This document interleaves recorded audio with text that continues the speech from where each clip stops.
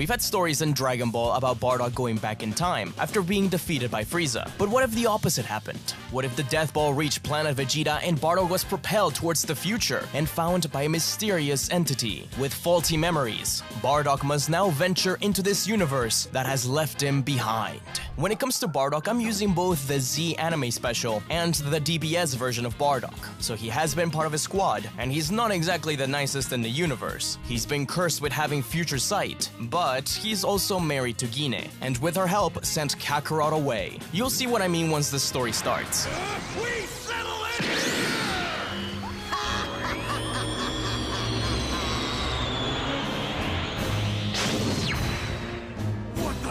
Bardock's eyes reflected the gigantic death ball, incinerating away everything that stood in its path. His thoughts raced back to his squad, Gine, Raditz, Kakarot. Boom!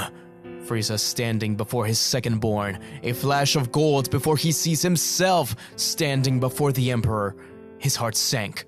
Was that a vision or a last wish? Almost instinctively, Bardock opened his barrier around himself, as if his body was screaming out for one more chance, one more shot at fighting Frieza. His body began to tear itself apart under the immense pressure, his armor tearing away, but his body not giving in. The Death Ball began to turn around on itself, parting it with his energy. His aura sparkled into a golden one, his hair spiking on end. The Saiyans below all watched in awe, and a gasp, leaving their breaths with depth not even afforded to the world-destroying Death Ball itself. Some recognized it from their dreams, others from legends, from desires. This was the Super Saiyan.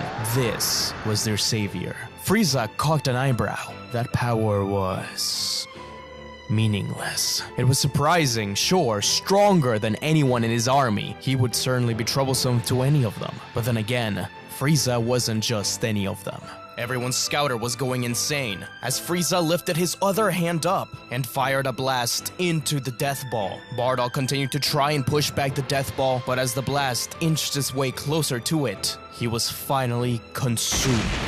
Frieza couldn't help but laugh. Some terrified soldiers gasped, as from the scouters, the power level of the Super Saiyan disappeared completely. Bardock's Super Saiyan barrier scorching off what little remained of the Saiyan suddenly stopped. The pain lessened, and Bardock lost consciousness. It was getting cold, as the images of his family faded into obscurity. He had been displaced in time and space, or maybe his body was just miraculously preserved within the barrier. Perhaps it was an act beyond time and space, but Bardock's body remained as a piece of space debris, a memory of what used to be planet Vegeta. And while his son enjoyed adventures and tournaments and Demon King battles, Bardock's destiny too changed, as two dark figures discovered him, just what they were looking for: a Saiyan to help revive Majin Buu.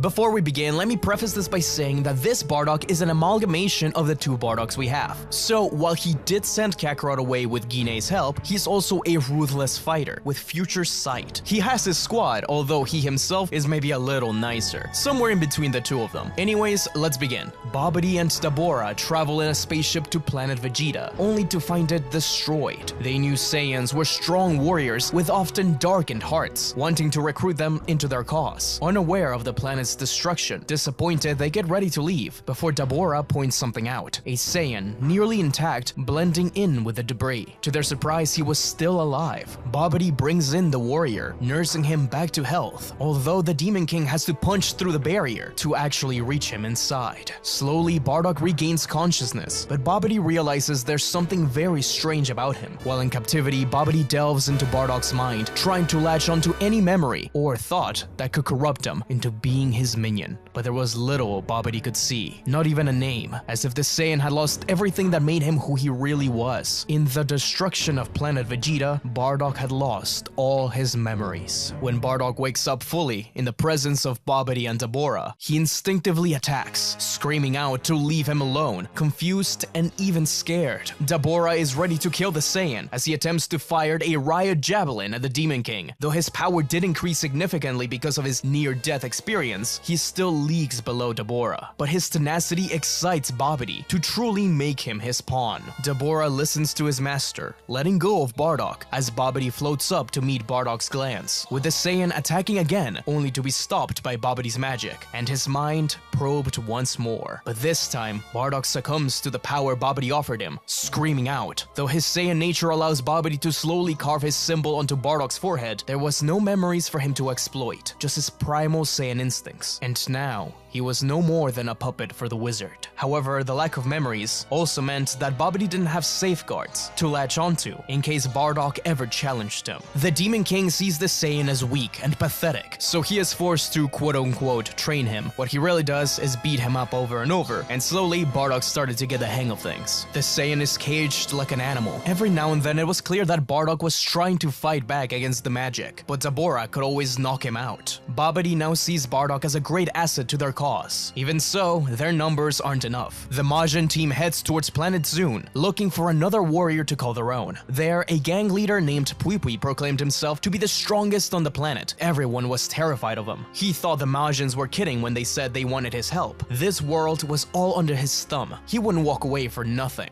Pui Pui tried to attack Babidi, but Bardock blocked the attack, as his slave could do all the dirty work for him. Bardock's way of fighting showed through, as he blasted at the ground, causing a wave of sand and smoke to cover Pui Pui's vision. Bardock was gone from sight, only for him to calm down with a powerful hammer fist. The fight continued for a bit, with Pui Pui only getting a few small hits in. Babidi was surprised. This was the first time Bardock fought anyone but Dabura. Clearly, he was a much more capable warrior than they expected from a low-class Saiyan. He'd seen a lot of action in his heyday, that's for sure. Babidi was forced to paralyze Bardock as he continued to beat on Pui Pui. They didn't want to kill him, just recruit him. As Pui Pui laid on the ground unconscious nearby, Babidi was finally able to delve into his mind and take control of his dark tendencies. The wizard also gathered several more inhabitants from planet Zune to serve as his lackeys and soldiers on the ship. With Pui Pui and the Sunjin recruited, the team continued to look for fighters to corrupt. Meanwhile, Dabura tried to train Pui Pui and Bardock. Pui Pui was cocky and full of himself, thinking that he had already reached his strongest power. There's no one on Earth to take him on. Bardock was sure of himself, but his innate Saiyan instincts told him to fight on. Dabura is much stronger than he is, and it excites Bardock. Little by little, he got stronger and stronger, and there was some kind of bond between the Demon King and Bardock. Even if the Hellboy continued to beat on Bardock to try and trigger something, every time he got angry, that Super Saiyan transformation erupted. Now they needed to get him to control it. The team brought death and destruction anywhere they went. If a planet they came across didn't have a strong enough fighter, or someone who refused to be corrupted, Bardock and Pui Pui could simply kill them. It felt natural for Bardock, as if he had done that thousands of times before. Eventually, they made their way to the Dark Planet, recruiting the terrifying beast known as Yakon. Many years have passed since he was found by Babidi, and even more ever since the destruction of planet Vegeta. Now it was time to set their plan into motion and head to Earth to revive Majin Buu. The birth of Majin Buu was near their grasp. The trip there had to be discreet and slow. Pui Pui and the other Majins felt both afraid and above the Saiyan. He had to be isolated like a beast. Even if he was stronger than them, it didn't mean much when they at least kept some of their individuality. He didn't even have a name. Bardock hated the Sunjin who'd bring him food, and they weren't fond of him either. One day, while Dabura supervised training, he mocked and insulted the Saiyan, trying to get a rise out of him, saying how his whole planet is destroyed.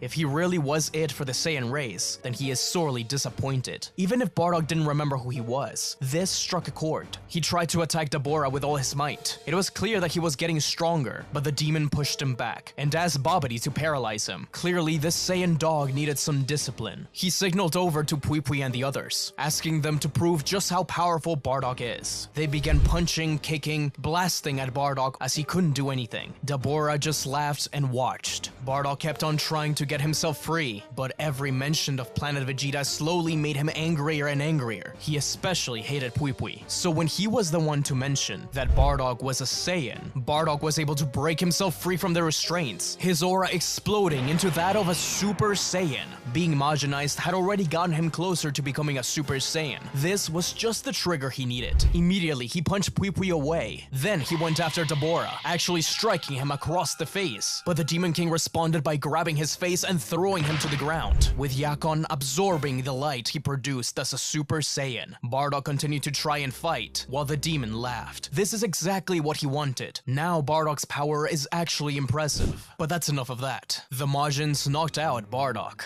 and when he woke up, it was back to business as usual. In a few more months, they would make it to Earth. Bardock sat alone on his cell, wondering what this Majin Buu guy could be, just what a Saiyan was, and why it caused him to explode the way he did. Bardock cursed under his breath, swearing to kill Dabura one day. Eventually, on Earth, the day of the World Tournament arrives, but it's interrupted by two strange individuals, Shin and Kibito. They need the Z-Fighters' help to try and stop the birth of Buu. Goku is there for a single day after having sacrificed himself to stop Cell. Just like the original story, Vegeta and Goku easily defeat Pui Pui and Yakon, as Gohan gets ready to fight on the 3rd floor. Dabura wonders if he should be the one to go next, but Babidi thinks it'd be better if they have the Saiyans fight one of their own. Gohan is proud and ready to show off, but they can't believe their eyes as the doors slam open to reveal another Saiyan, his armor tattered and beat, wearing clothes similar to that of Dabura and Babidi. Bardock looks up, holding his head in pain as he locks eyes with Gohan. Shifting to look at Goku, then Vegeta, he feels a connection to them, but as soon as he senses something is up, Babidi strikes his spell again,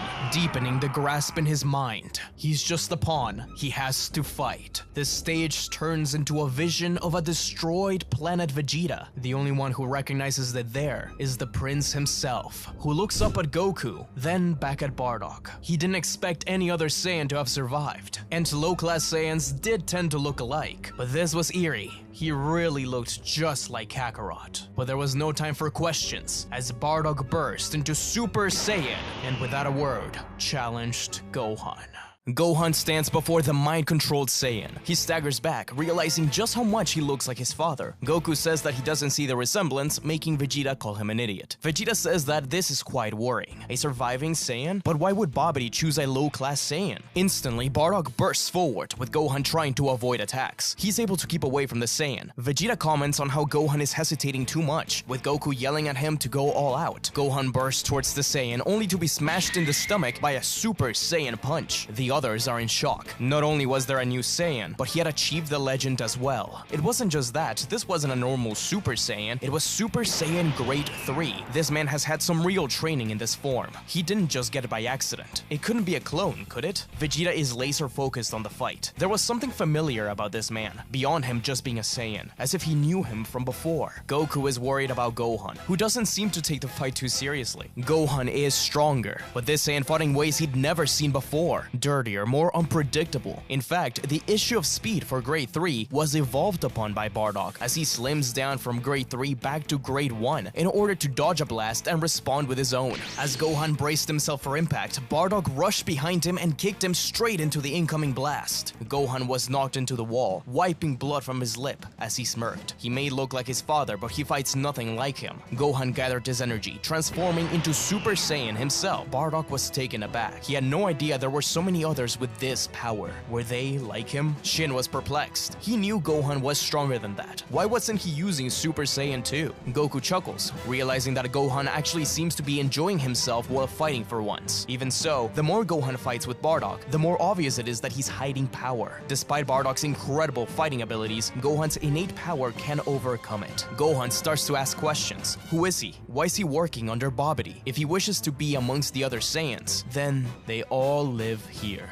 Bardock would growl or respond that he doesn't need a name to defeat him, but Gohan could see the pain beyond these words in Bardock's eyes. As they rushed to one another and punched the other in the face, Gohan whispered, "Is it that you won't tell me your name, or that you don't know it?" This angered Bardock, bursting his aura and kneeing him in the stomach. What would you know? You're just a kid. But he's a Saiyan, just like us. Bardock turned to look at Goku, their glances meeting. It felt like a lightning strike had hit the battlefield. The two quietly looked at each other. Bardock suddenly fell to his knees, a vision of things he'd seen before, a death ball, a planet, a kid that hair. Babidi and Dabura are getting desperate as they realize Gohan isn't going to win, but he also isn't trying to kill Bardock. Babidi tells Dabura to get out there. With a sinister grin, Dabura appears at the battlefield, interrupting the glare between Bardock and Goku. The Majin Saiyan growls at him. He didn't need any help, but Dabura ignored him and pushed him aside. Vegeta stepped up to fight since Goku just got a turn previously. Goku thinks that's completely unfair, while Shin was on the verge of ending it all. Bardock and Dabura instantly begin to work together. The training they had done clearly worked well off of each other. There was tension between them, but also a strange kind of trust. Bardock and Gohan clashed blast, but instead of keeping it up there, the blast exploded in the middle. It completely shrouds the vision of the fighters. Bardock and Dabura fade into the smoke, with Goku yelling at Gohan to sense for them, as from the smoke, wads of spit come flying out at incredible speed. Vegeta dodges through them, but Gohan is surprised by one that hits his leg. He tries to tear a piece of it off, but it's too late, and Gohan is turned into stone. Shin is able to catch the statue before it falls, as Dabura rushes out of the smoke to slash at Vegeta. The smoke is all dissipated by Goku angrily bursting into Super Saiyan 2, leaving the Majin Saiyan with eyes wide open. There was something beyond that golden form? A power above it? Goku went after Dabura, but Bardock's instincts told him to fight Goku, getting in the way. Before Bardock could attack, Goku snapped forward and punched him in the stomach, leaving him winded, as on impact, Bardock's mind flashes a blurry memory. You have to survive.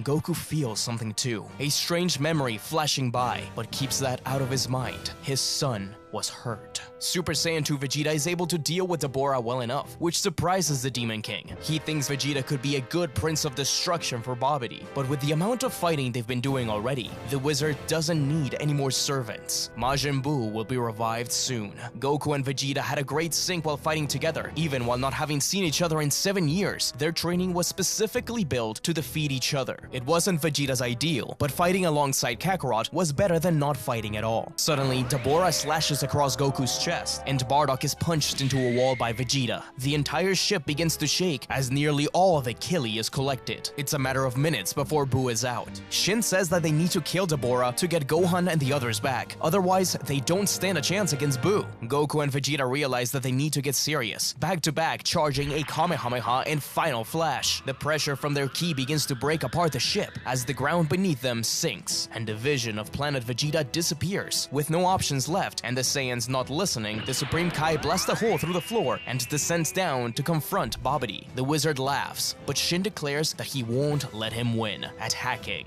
As Bardock and Dabura rush the Saiyans' way, they begin to charge a blast to clash, with Bardock preparing a riot javelin. But something strange begins to happen. Bardock's mind is filled with a vision of the man he is fighting, firing a powerful blast against another figure who looked very similar to himself. Was he watching his own demise? No. He wouldn't allow himself to die here. Goku's Kamehameha inches closer, and instead of blasting back, Bardock fires a ki ball at the ground to create a cloud of smoke. He isn't going to die here for the sake of the wizard. He may not know who he is, but his pride will not allow him to die. The more time he fought these Saiyans, the more he realized it, and the more his mind was freed from the seal. As the Bora disappeared as well, Goku and Vegeta tried to sense for their energy. Finally, they located. They couldn't find Bardock, but they found Dabura, as he suddenly appeared back from the smoke, stumbling outwards. The Saiyans blasted at him as from the side Bardock escaped. The Saiyan had kicked Dabura out of the smoke and used him as a shield. Gohan, Krillin, and Piccolo were freed. As Goku jolts his head to look at Bardock, his energy was gone. He could control his ki, something very rare for the old Saiyans. He's going to go after him, but he hears Gohan call for his name, and Shin struggling. Goku turns to help them instead, cursing under his breath as he rushes to his friends. Bardock's mind keeps echoing with Babidi's words to come and help him over and over again, but he was done being his pawn. He was lost, alone, maybe even afraid, but he would find his own way and his own power. As he ran through the halls, some of Babidi's men tried to stop him, but he blasted them, ran through them, punched their heads into walls, leaving a trail of corpses in his wake. He destroyed the door and flew out of there. He was a man with no name, no path, just a desire to survive. Goten and Trunks, who just arrived and found Piccolo and Krillin, saw the Saiyan fly away. Goten thought it was his dad at first and flew up to stop him and ask, but Bardock turned to look at him with disdain.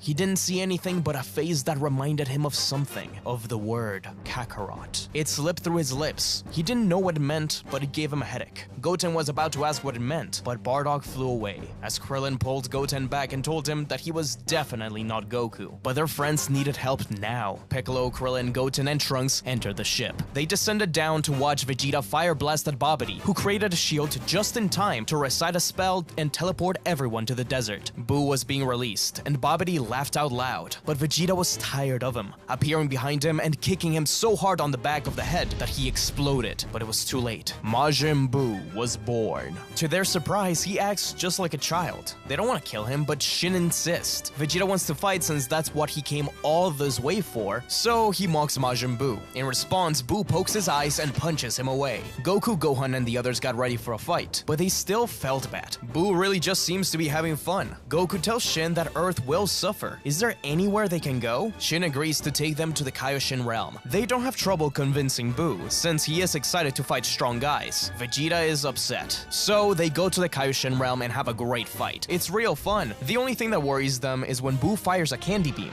They manage to dodge, but a tree gets turned into chocolate. They're all terrified. While Goku and Vegeta distract Buu, Gohan charges a Kamehameha and lands the blow. It seemingly kills Buu, but he regenerates. Goku thinks this guy is amazing. Even Vegeta does. Shin himself admits that he doesn't seem to be the same guy from thousands of years ago. Or maybe it was really just Babidi and Bibidi's influence that made him so evil. As he watched the battles, all he could see was just how much fun they were all having together. He was worried about the Saiyans, about Buu, but at least for a few fights, everything was at peace. Things started to slow down as Goku and Vegeta keep fighting Buu. Gohan tells Shin that he thinks Buu is just a child and that Babidi was really the issue. It takes a minute, but Shin agrees. The fight could have gone on forever, but Goku's stomach growls. Vegeta says he's hungry too. Buu could go for food, so he turns a rock into chocolate. Goku tells him that there's better food down on Earth, so the Majin agrees to calm down. After having a wonderful meal together and reviving everyone affected by the Majins, Goten and Trunks think their dads are so cool and want to save the world just like them. Goku even starts teaching them the fusion dance as a way to get really strong really fast,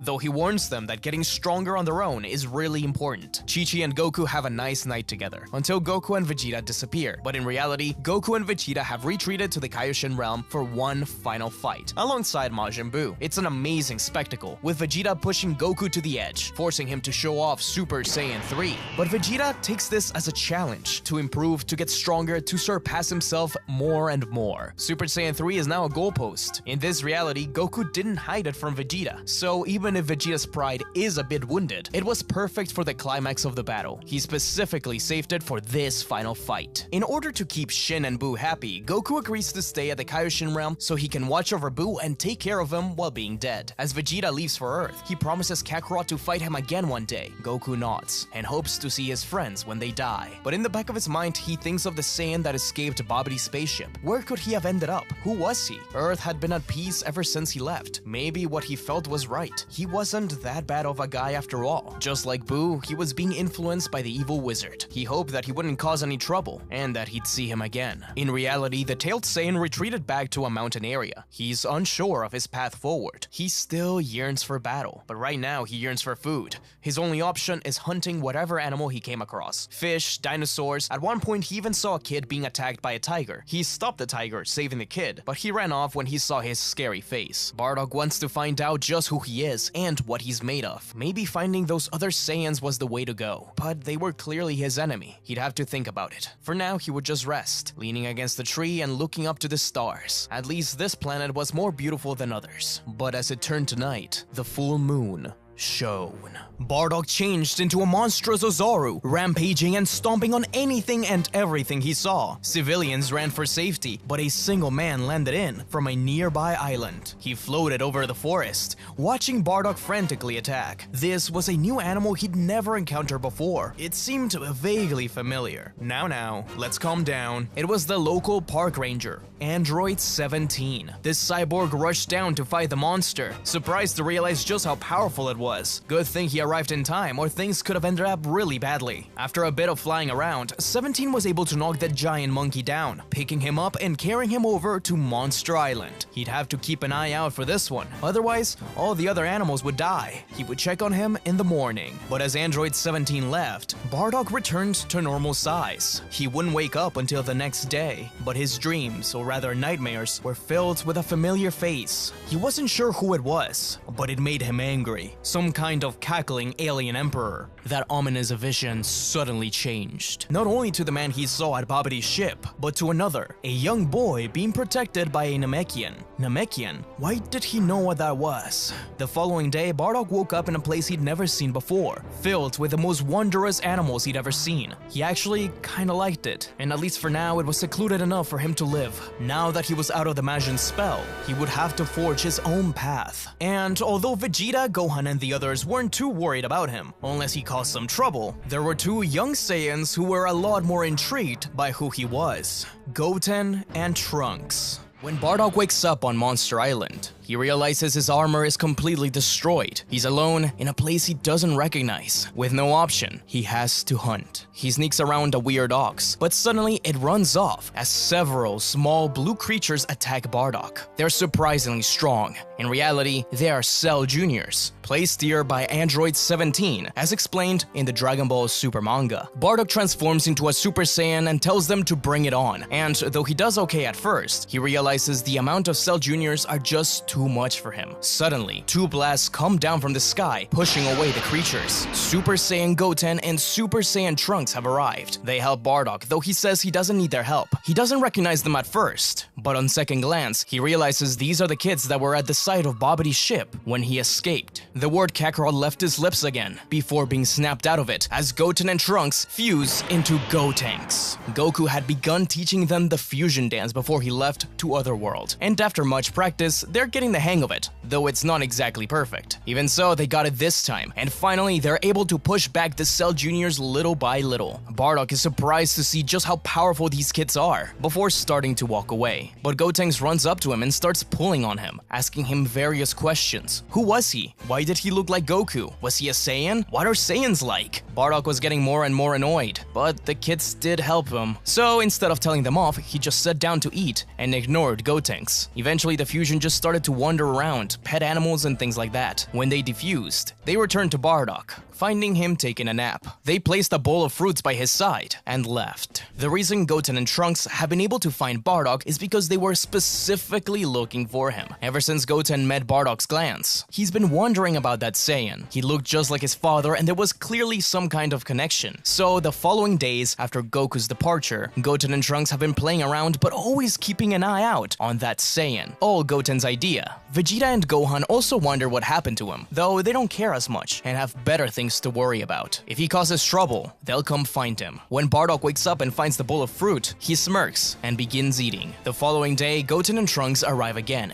and continue to pester him about the Saiyans. Bardock says that he doesn't actually know anything. He knows now that he is a Saiyan, but he doesn't really know what they are. Still, he continues to stare at Goten, as the young kid asks him if he's his uncle or something. Goten is sad. That's why he wanted to fight him. When he sensed his Super Saiyan energy, he was excited. He didn't get to spend too much time with his father, and he reminded him so much of him that he kinda wanted to just see what he was made of. They wanted to train, or something. Bardock was getting really annoyed at the kids, but he obliges and helps them train together. And so, the three of them begin to train. Bardock is impressed at just how powerful these kids are, though they are sloppy. Though Trunks has had some proper training, Goten needs a lot more work. The day passes, but Goten and Trunks continue to return day by day. Missing a few here and there, Trunks also starts to bring food and capsules to Bardock, giving him a small place to stay, though he realizes they're probably not supposed to be there. They've heard rumors about a park ranger. Either way, Goten is excited to tell his brother all about what he's been doing, but Trunks tells him not to. He was a bad guy before. Vegeta and Gohan would probably want to arrest him or something. Goten agrees to stay quiet. 17 thinks poachers have been coming to the island because of all the stuff they've left. He keeps a lookout, while Bardock continues to move around with the capsule home. home.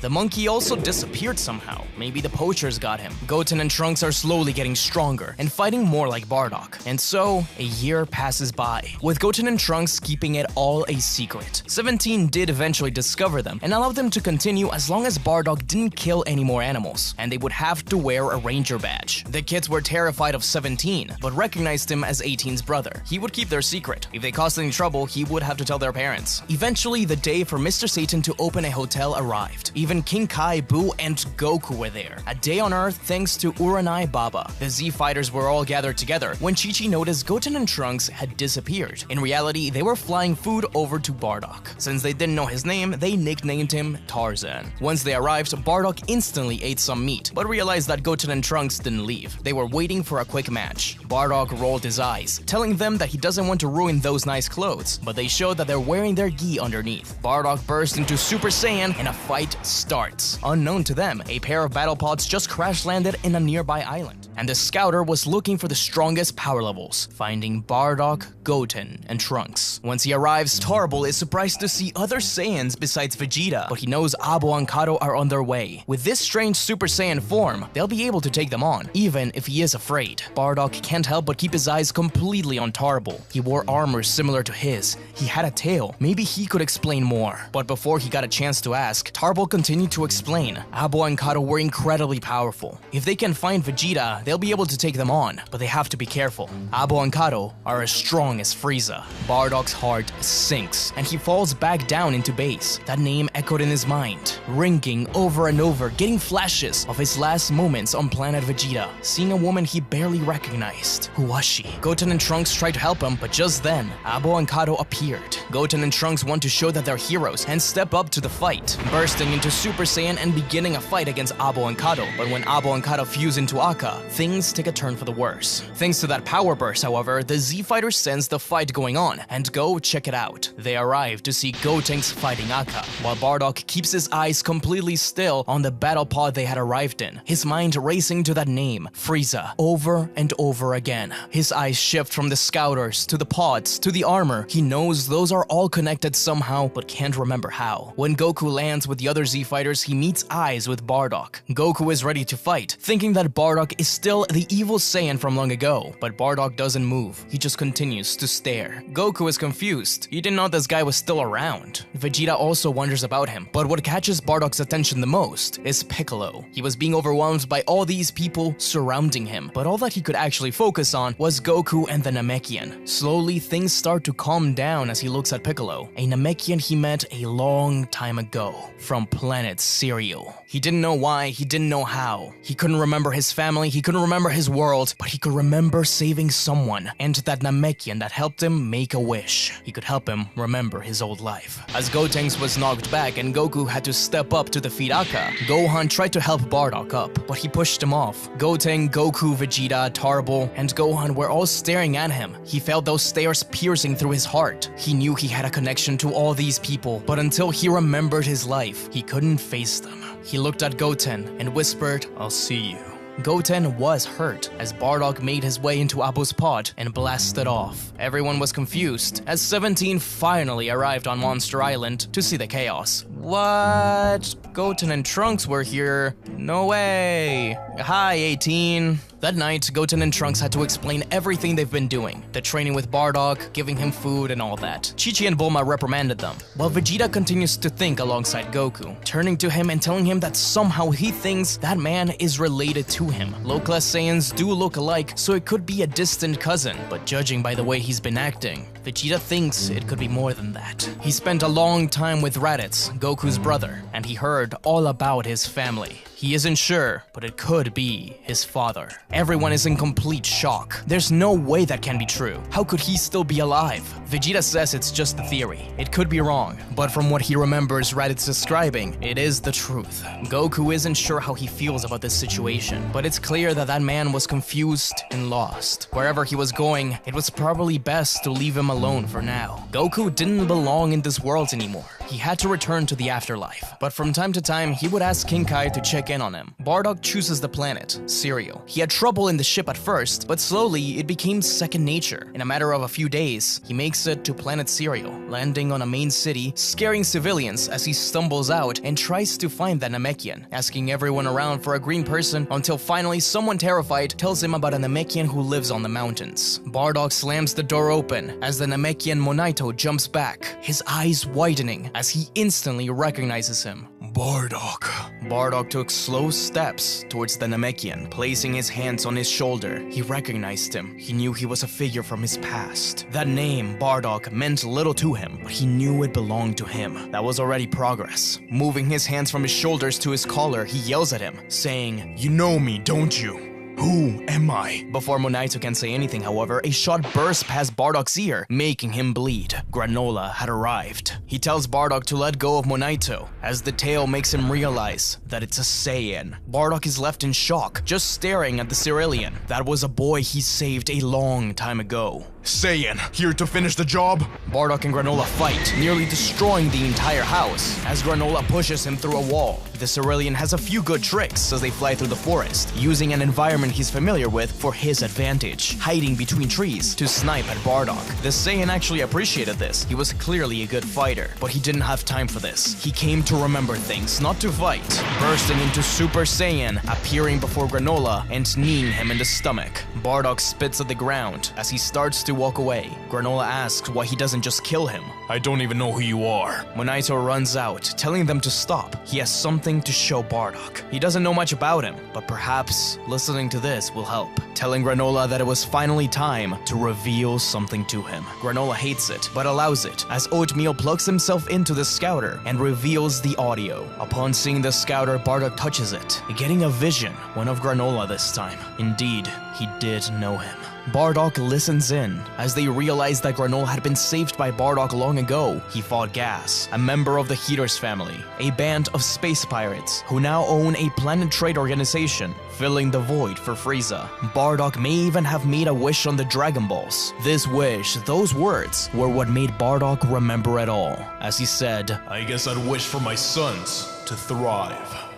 Bardock gasps. The boy he met on Earth, that was one of his sons. That was Kakarot. He falls to his knees. After so long without his memories, he can finally remember his family. Not just Kakarot, but Guinea and Raditz as well. Holding his face, he asked what happened. Monaito and Granola gulp, as they reveal to him what little they know. Planet Vegeta had been destroyed a long time ago. This cleared Bardock's mind, remembering that final death ball. That was the last thing he saw. He didn't know everyone had died. But why was he alive? Was this part of the curse? Cursed to not only see the death of his race, but to be one of the only survivors. Cursed to remember a civilization that no longer existed. A lone warrior. Taking a deep breath, Bardock asks about Frieza. Granola reveals that he's been defeated. Whisper said that it could have been a Saiyan, or maybe a Namekian. He wasn't sure that defeated him, though others have risen in his place. Bardock takes a seat to let it all sink in. Frieza was actually dead, but how? As he smirked, he began to recall a vision prior to being plunged into this strange future. He had seen Kakarot facing Frieza in a lush green planet. Could it be that it was him? The man he saw on Earth,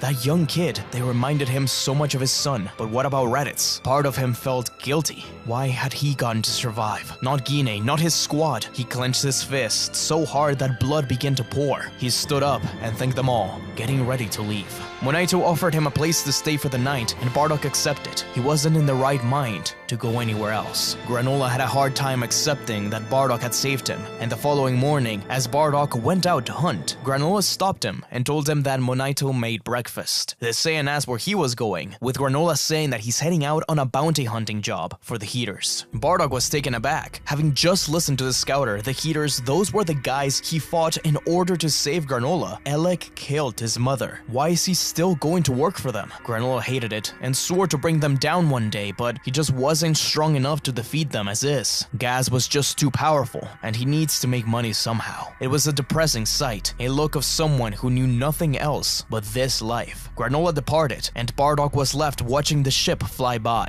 Something bothered him. That kid, someone he risked his life to save, was living under the rule of those who killed his mother. It was strange. He'd never felt guilty for what he did as a soldier, but this planet, this civilization, that boy, they shared a similar fate to planet Vegeta. Granola and his mother reminded him of Kakarot and Gine. He tried to shake it off, but he couldn't. At Elek's castle, Granola was given a new assignment, but his ears were ringing out of pure rage as he listened. It was obvious. Elek asked, Are you listening, Granola? Or would you rather me give this job to Soshiru? The whole time he was listening, he thought he could just be calm, but the more Elek talked, the more angry he got. In a flash, he burst forward and threw a punch at him, only for it to be caught and pushed back by Gas. He tried again, but Gas brought him down to the ground. Elek walked up to him, with his weapon pointed at his head. Maki was surprised to see this reaction. You've always been such a good boy, Granola. Why act up now?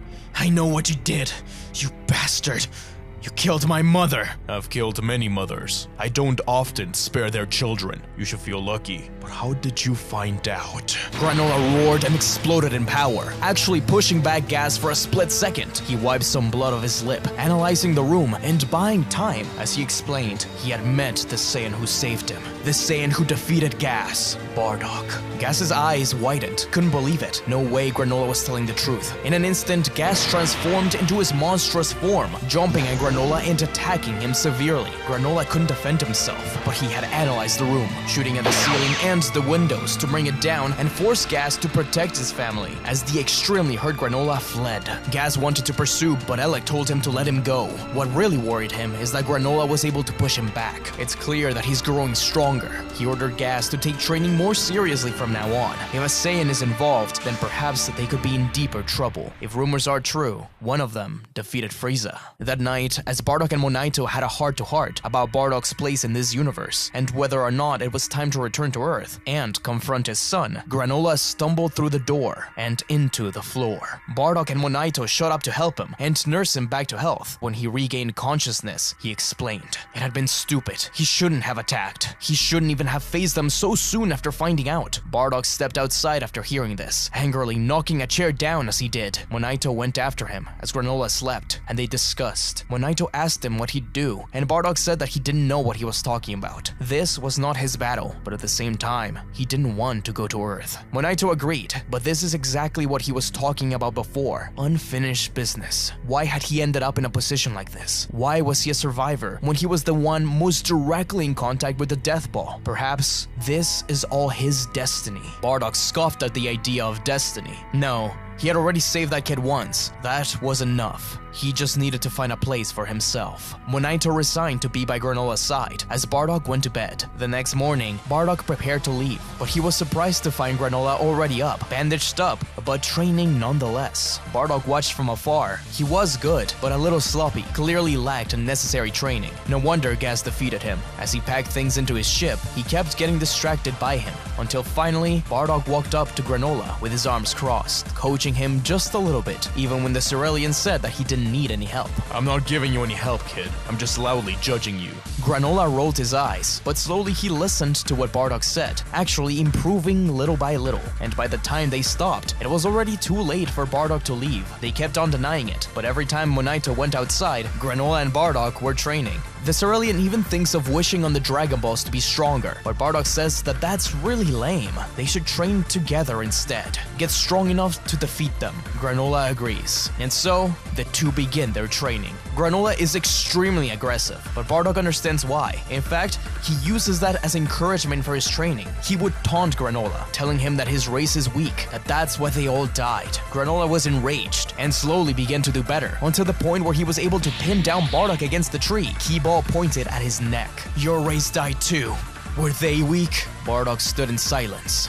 Yes. The Saiyan burst into Super Saiyan, the tree behind him exploding as Granola fell on his back. But I'm not. They continued like this for weeks on end, months even. Monaito was worried, but he did see a change between the two. At the same time, he could also read Bardock. That Saiyan wasn't ready to confront his son yet, and so he faced Granola instead. Someone who did remind him of his son. Someone he also saved. Granola grew a lot stronger, and so did Bardock, as with every training session he attempted attempted to achieve that Super Saiyan 2 state. One day of training, as Bardock got ready to end with a riot javelin, Granola was able to precisely shoot at Bardock's arm, forcing the blast off into the sky and getting a chance to slam Bardock into the ground. The Saiyan was proud, and it was clear that they were ready. The heaters would be taken down.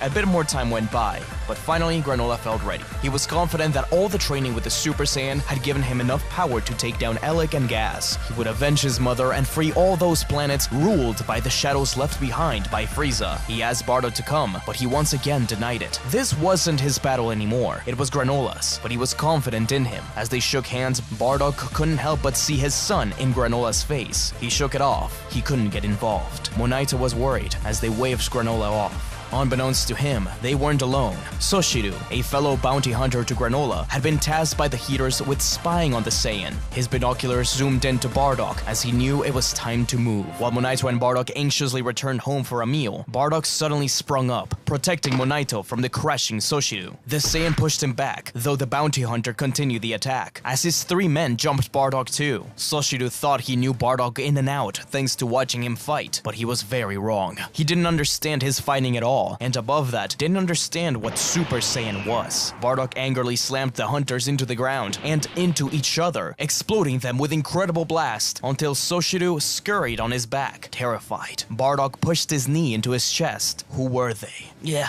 it's too late. The heaters know Granola's plan. By now, he's already dead. Bardock didn't bother asking any more questions, punching Soshiru unconscious. By the time he woke up, he was strapped to the passenger seat of a ship. Bardock didn't want anything else but directions from him. Soshiru was reluctant, but he agreed as long as he got to live. The ship arrived to find the castle in ruins. Granola had taken down several soldiers in his wake, but hadn't made it to the throne room just yet. Bardock left Soshiru strapped in as he burst towards Granola. There were soldiers still around trying to stop him, but Bardock didn't hesitate to take them down. Nothing stood in his way until finally he arrived to the bridge, where Granola was being swarmed by soldiers and bounty hunters. He was alive, but clearly hurt. Granola's eyes lit up when he saw Bardock as he landed like a torpedo and pushed away all of the other fighters. They stood back to back. I knew you would come.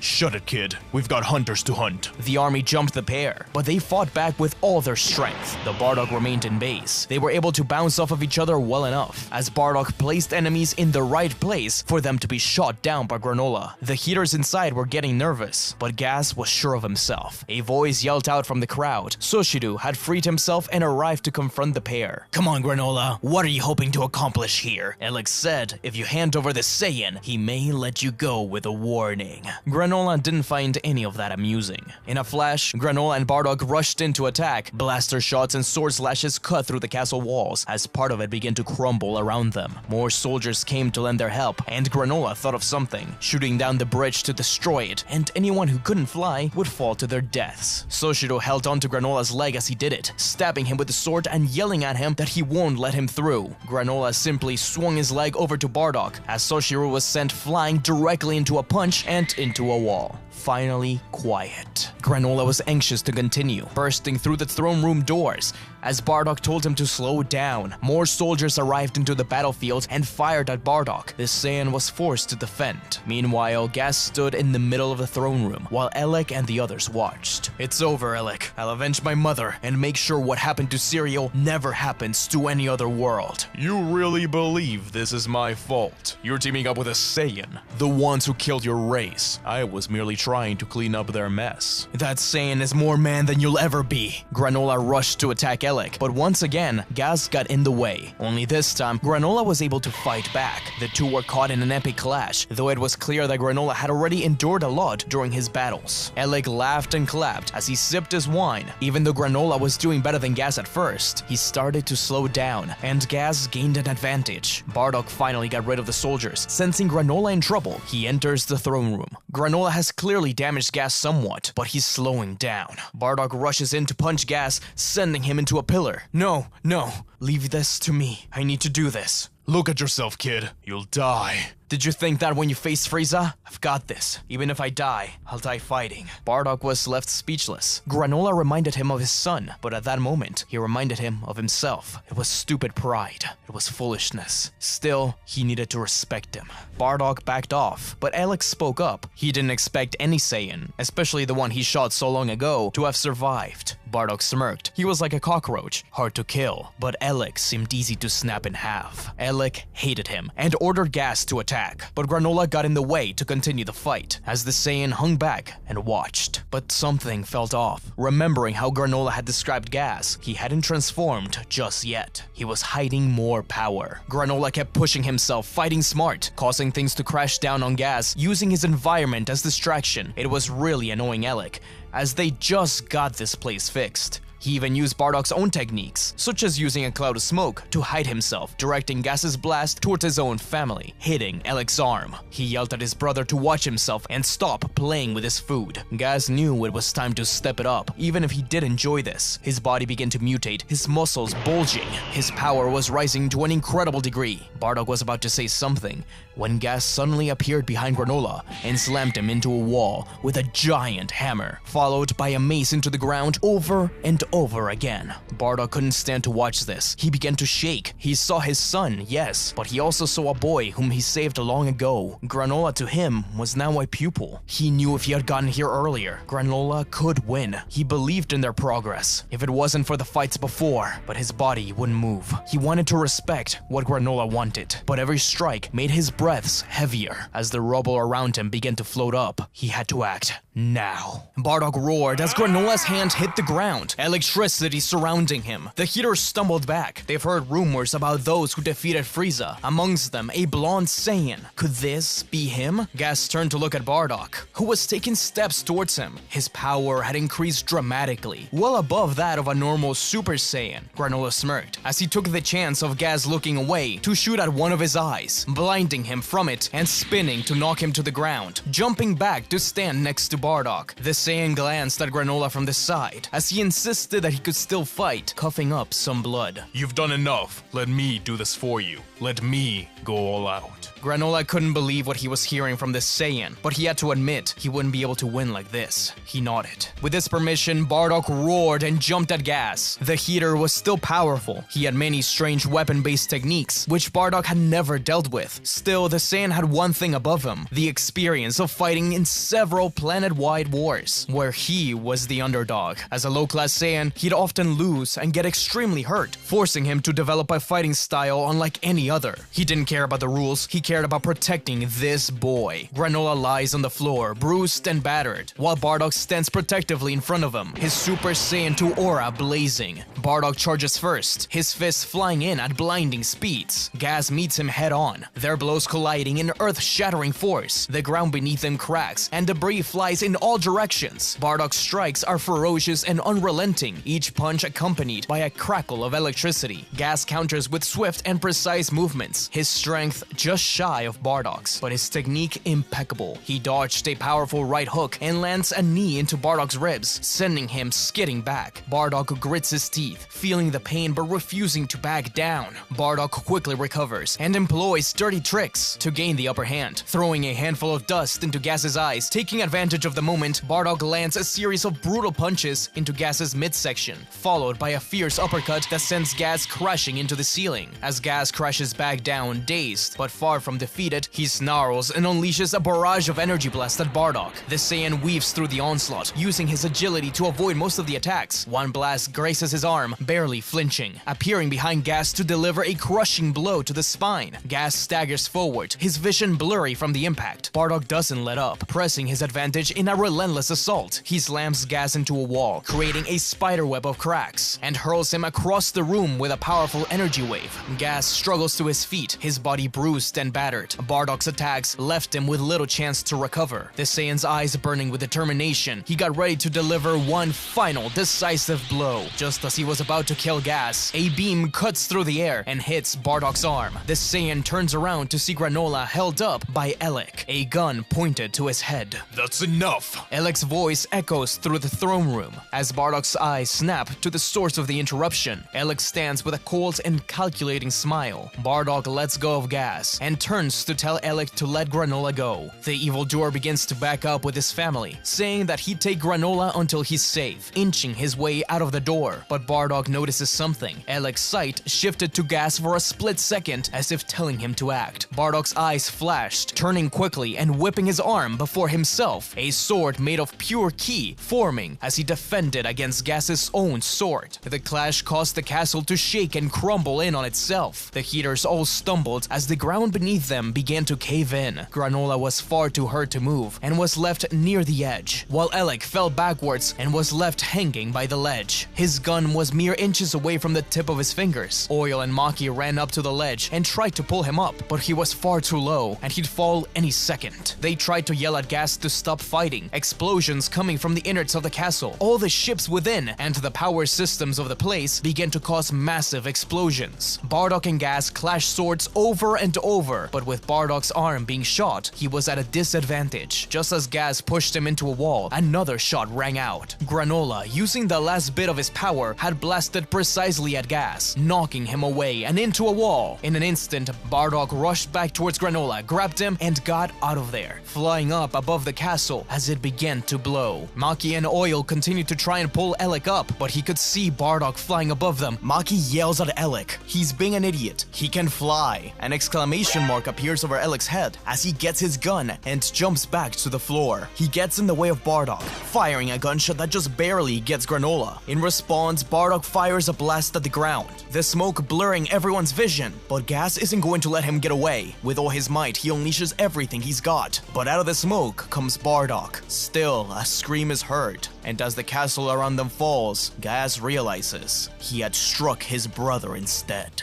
Bardock descended and laid Granola down to the ground, putting pressure on his wound and turning his head to look at the castle. Granola promised he was okay, coughing up some blood. Monaito had seen him worse. Bardock stood up to look at the castle. "What are you doing?" For a second, he thought of all of those still inside, but he clenched his fist, looking down at Granola. He was the one he cared about. They had done it.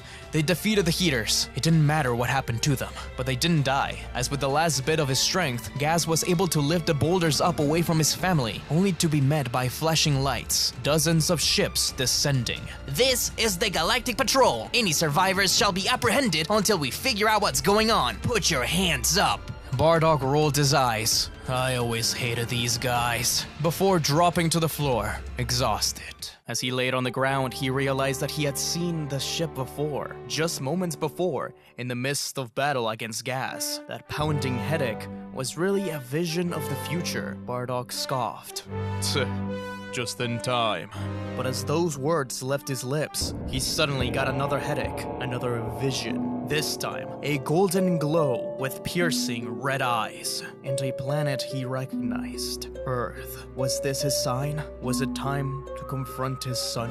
Meanwhile, on Earth, Goten and Trunks had been sad about Bardock, though they were able to handle Abo and Kato just fine. Vegeta and Gohan were now left consoling the boys. Still, they haven't forgotten the things Bardock taught them, and they continue to train together in those strange tactics. Unbeknownst to them, their paths would cross again, as a certain god of destruction appears at the Kaioshin realm in search for the Super Saiyan God, finding Goku and being impressed by his Super Saiyan 3. Now he ventures to Earth, though in order for the Saiyan God to appear, they will need a few more Saiyans. As the Galactic Patrol apprehends the surviving heaters, they also arrest Bardock and Granola, giving them medical attention. At the Galactic Patrol HQ, they argue their case. They were to be kept there at least for a while. Granola had resigned his fate, but Bardock exploded his ki. Jacko, who had been escorting them, was terrified. He reminded him of someone Bulma told him about long ago. After all, he was one of the only Saiyans he had ever seen. He tried to threaten him with his blaster, but Bardock was way too fast, breaking out Granola and rushing through the halls to try and find a spaceship to escape. But as they reached the pod, the two were knocked out by a single blaster shot on the back. Miras, one of the higher-up Galactic Patrollers, cocked an eyebrow as he walked up to the pair on the ground, curious. Once he woke up again, Bardock met the eyes of Miras, instantly asking where Granola was. But even before Miras could answer, Bardock burst into Super Saiyan 2 and began throwing punches, which never landed, kicking up the table to distract Miras and blast him from the side. But Miras Miraz was able to put a stop to both with a single finger. Bardock was in disbelief as Miraz finally began to explain. Granola was safe, still recovering from his injuries, but Bardock had a lot to answer for. Why did he attack the Heaters? As far as they had records of, the only Saiyans left were those that lived on Earth and Tarble. Bardock explained the relationship between himself and Granola, albeit reluctantly, as well as his venture to save the Cerulean. He stayed quiet before continuing to say that he has no idea how he ended up surviving the explosion of planet Vegeta, especially since it feels as if no time passed between the death ball and him waking up again. Bardock clenched his fist. Did he mean to say that he was there when Frieza destroyed the planet? How was that possible? Bardock punched the wall. He didn't want to repeat himself. Miraz realized then that he was the only surviving Saiyan to be there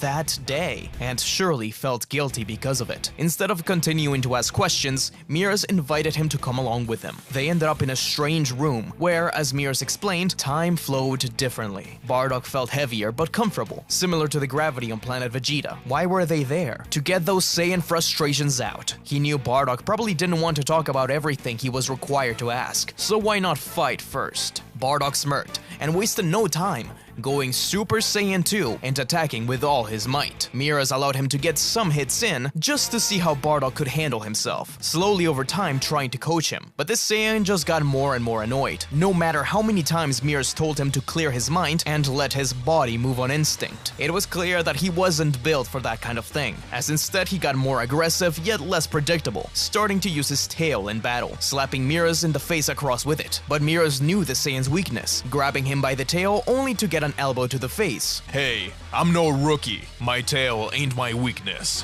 Miraz was impressed, and Bardock was growing exponentially in the short amount of time they spent together. Miraz was trying to steer him towards the path of a godly power, but maybe that wasn't meant for him. Perhaps his path of growth was to focus on what he was good at, being a Saiyan. At the end of the training, the two sat and talked. Miraz revealed that the worlds that had been taken over by the Heaters were now welcomed into the Galactic Kingdom, and were to be provided for. Miraz then asked bluntly, was he the one who defeated Frieza? Rumors were that it was a Super Saiyan that had done it. This bothered Bardock. Just hearing the name riled him up, but no, it wasn't. In fact, he had failed to stop him long ago. He recalled Guinea and his squad. His aura sparked up. He couldn't help but have his power rise out of anger. Survivor's guilt, Miraz whispered to himself before looking at Bardock. Death doesn't discriminate between the sinners and the saints, and most Saiyans were the furthest thing from saints. All I know is that you've gotten a second chance. According to Jacko, there are Saiyans that live on Earth. I suggest you seek him out. Bardock looked at the ground. Perhaps it really was time to return there. He stood up and told Miraz one last thing. He wasn't sure, but he suspected the one who actually defeated Frieza was his son, Kakarot. He lives on Earth as well. As they began to pack things up to return to planet Cereal, Jacko ran towards Bardock. He'd just gotten word from Earth. They are looking for him. On Earth, the god of destruction Beerus had arrived looking for the Super Saiyan god. He visited Goku at the Kaioshin realm at first, nearly killing him after Buu annoyed him. And although Goku's Super Saiyan 3 was impressive, especially after years of training with Buu and the Sea Sword in a less limiting body, it was no god. A few years ago, Goku had accidentally freed the old Kai from the sword, and though he offered to unlock his hidden power, Goku thought it was a really boring way to get stronger. It could be useful down the line, but he'd rather train.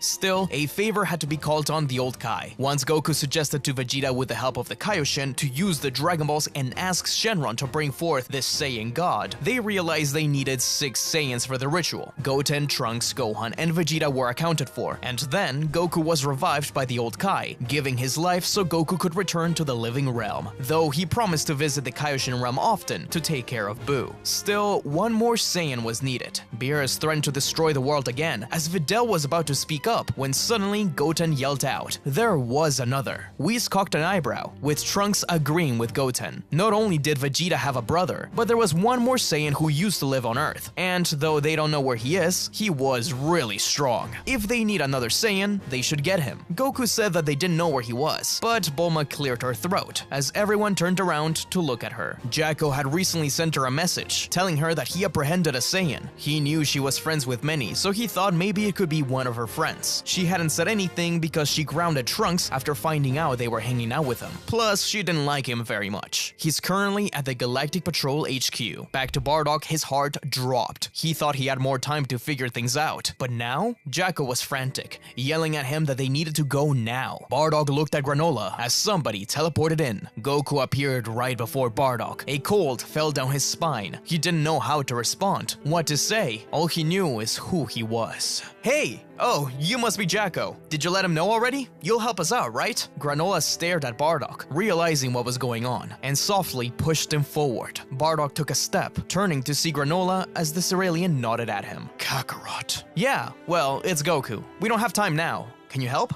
Right. Granola told Bardock that he'd stick around the Galactic Patrol HQ before returning, but to visit sometime soon. Bardock shook Granola's hand, then placing it on Goku's shoulder. It was surreal. The two teleported to Earth, where he was reunited with Goten and Trunks, who ran to hug him. Bardock pushed them off awkwardly, but ruffled their hair. It was really nice to see them again, specifically apologizing to Goten for leaving. Vegeta and Gohan weren't sure what to make of him, but by sensing his ki, they could tell that it had fundamentally changed, as if it was more complete. He seems like a murderous Saiyan still, but he was more peaceful. Bardock bowed his head before the god of destruction, with Beerus cocking an eyebrow. You know me, Saiyan. I've never met you personally, but your visits to planet Vegeta were the talk of the town, and the scorn of the king.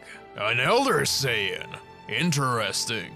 You know, you lower-class Saiyans all look the same to me. That's a little racist. Vegeta side-glanced Kakarot. He knew what he was thinking. The huge elephant in the room. But neither Kakarot nor Bardock wanted to talk about it. Still, this was awkward for Beerus, who had waited way too long. It was time for the ritual. Holding hands with Gohan and Goku, Bardock felt an incredible surge of energy. Not just from the Super Saiyan surrounding him, but from the realization that he was amongst family. Looking at Gohan, he could see Gine's kind smile. Goten had her heart, while Goku was the spitting image of himself, but with the never-say-die attitude Gine had. With Goku having just returned, he was chosen for the ritual, as Goku's aura changed into a raging inferno, covering a calm appearance. Bardock's heart beat faster and faster. He looked familiar, yet ethereal, as if he had visions of this before. Maybe he had. The battle was unlike anything he had seen before, and it made him realize just how far behind he was. The way Goku moved was a blur. The intensity of Beerus' attacks felt like earthquakes through his body. He slowly clenched his fist and began to enjoy it. He found himself cheering for Goku, yelling out Kakarot's name, which caught everyone's attention.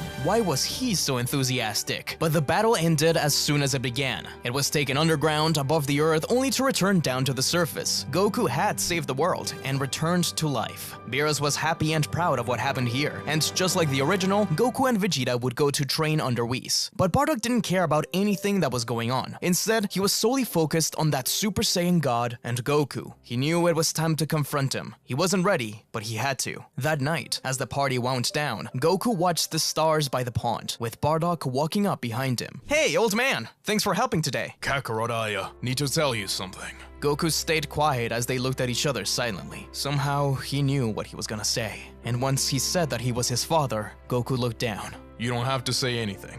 I'm just glad to see the way you are, the way you've grown and survived. The two continued to discuss. Goku was surprised, but it was also so strange. He had a father as far as he knew. His name was Son Gohan, yet he couldn't help but feel a deep connection. The word survive echoed in his mind as Bardock slowly revealed just who his mother was, and how they had both come together to send Kakarot away somewhere safe. Goku felt a strange sense of relief upon hearing that. Bardock was saddened to hear about Raditz and the fight between the brothers, but he didn't blame Kakarot, he blamed Frieza. Still, they both knew how incredibly difficult and awkward this was. Saiyans weren't made for a moment like this. They were made for fighting. And that's exactly what Goku suggested. Goku and Bardock stood face to face, the air between them thick with tension. Words had failed them, but their Saiyan blood knew exactly what to do next. With a shared understanding, they both launched themselves at each other, fists colliding in explosions of power. Goku could sense the raw aggression of Bardock's attacks, a ferocity that matched his own whenever he fought for survival.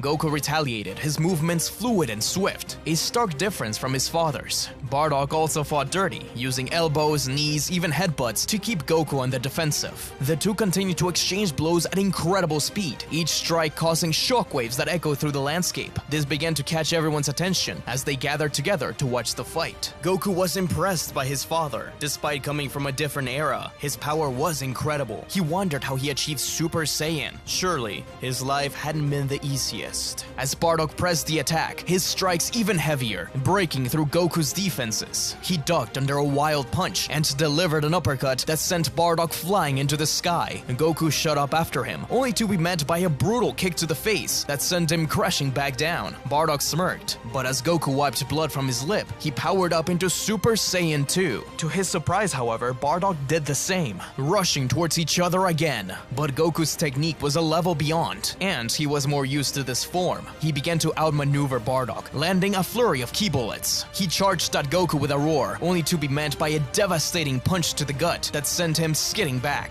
Goku could feel the strain in Bardock's energy, the years of battle-worn fatigue starting to show. But the older Saiyan wasn't done yet. Still, Goku wanted to show off a little, as he took a deep breath and descended into Super Saiyan 3. Bardock stared at his son, awe flickering in his eyes, before he rushed towards him with everything he had. Goku did the same, but he was a lot faster now. Goku could see the exhaustion in Bardock's eyes, but he also saw pride and the stubbornness that he refused to yield. Bardock swung wildly, trying to catch Goku off guard, but this time Bardock's training with mirrors seemed to pay off, at least a little bit, as a punch finally landed on Goku's face, following it up with a Rebellion Blaster. But Goku retaliated with his own Kamehameha, finally overwhelming Bardock and burning him off in a cloud of smoke and dirt. The impact was enough to send Bardock into the ground, his energy completely drained.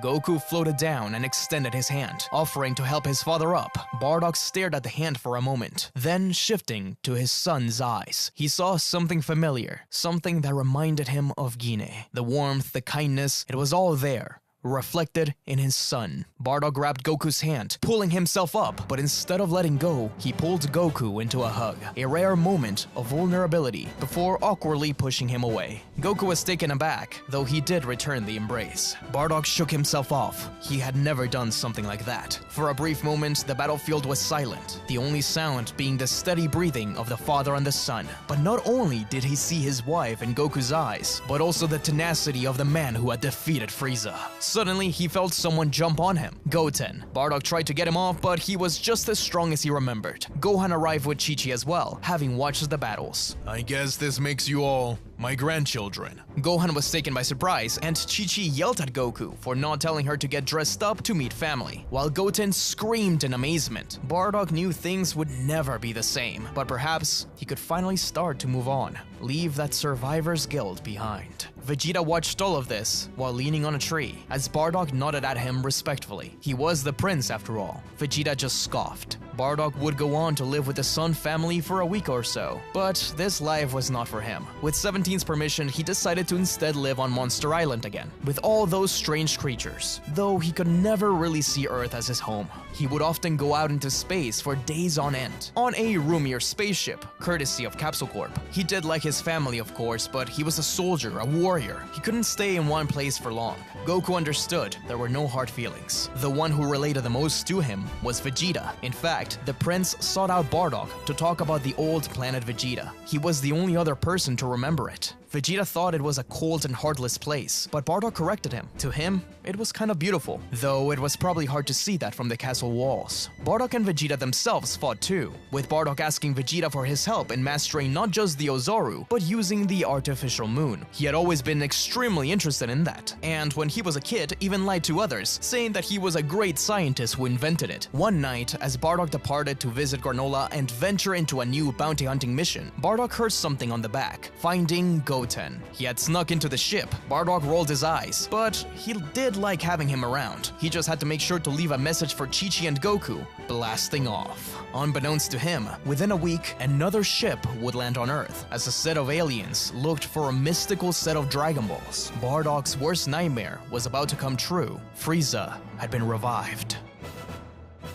In outer space, in a world ravaged by criminals, Bardock and Goten rush at the Macaroni gang from either side of the train. Goten's Super Saiyan surprises them, distracting them from the incoming attacks from Bardock. In a 1-2 punch, the gang knocked out the trio. They'd already been out in space for weeks, taking out galactic criminals. The first few days were rough, as Bardock got such a tongue-lashing from Chi-Chi once she contacted the ship with the help of Bulma. Thankfully, it was summer break, so Goten spending time with Grandpa for a week or so couldn't be that bad. Goten was rambunctious, and Bardock wasn't exactly used to being around kids. More than once he lost his patience, but there was something about the boy that always made things okay in the end. As they carried the gang over to the ship to deliver to the Galactic Patrol, Bardock looked onto the horizon. That's right, he had been here before, with a squad. He wondered who the natives were before Frieza sold the planet, if any survived, if they grew up to hate the Saiyans, just like Granola had. The universe had changed so much. There was no room for people like him anymore. Only Vegeta understood that. Yet Vegeta was nothing like the Saiyans he once knew. He had a family, he had friends. There was light behind those eyes. Bardock, on the other hand, despite being reunited with his family, felt isolated. He just hoped King Yama had been kinder to Gine. Bardock and Goku's relationship was one of respect, but the time for him to be a father had long passed. Still, Goku tried his best to make him feel welcomed, invited him to picnics and the like. Goten and Chi-Chi were the most receptive to him, especially Goten. Gohan seemed to have a little bit of distrust, surely having bad memories of the other Saiyans. But over time he began to open up, especially once he was introduced to Videl and Mr. Satan, both of whom he got along with. Even if he did punch Mr. Satan across the face when he boasted about being the strongest human on Earth. Kakarot's friends were nice. Krillin and Piccolo actually sparred with him sometimes. Even Android 18 did. She had known that Bardock lived in 17's island, and 17 was one of the few people who kept him company and often brought him food, having meals together. But it was like they all walked carefully around Bardock. He hated it. He wasn't some old lost man. He was a soldier, and again, Vegeta was the only one who understood. The prince taught Bardock how to control the Ozaru transformation. If he wanted to live on Earth, then he would have to get used to the full moon. He also took a chance to learn about the artificial moon, something he'd used a couple of times during their adventures with Goten. For old time's sake, Goten had never seen an Ozaru before and was now a little upset that he didn't have a tail. Continuing to ask questions about the Saiyans over and over again, Bardock tried to avoid answering many specific ones. He didn't want Goten to see him any different. So instead of answering, he decided to teach Goten the artificial moon. That way they can have a team attack. If Bardock was ever in a pinch, Goten could release it, blinding their enemy and transforming Bardock. Goten loved it, and they got to use it once or twice as they returned to the Galactic Patrol HQ to deliver the Macaroni gang. Granola and Jacko thanked them for their help. Following the fallout of the Heaters, Nears offered Granola a job at the Galactic Patrol. He was already a great bounty hunter. Why not help other planets? Now Granola was Jacko's partner. Goten and Bardock were getting ready to embark on another mission when suddenly Jacko got a call. What?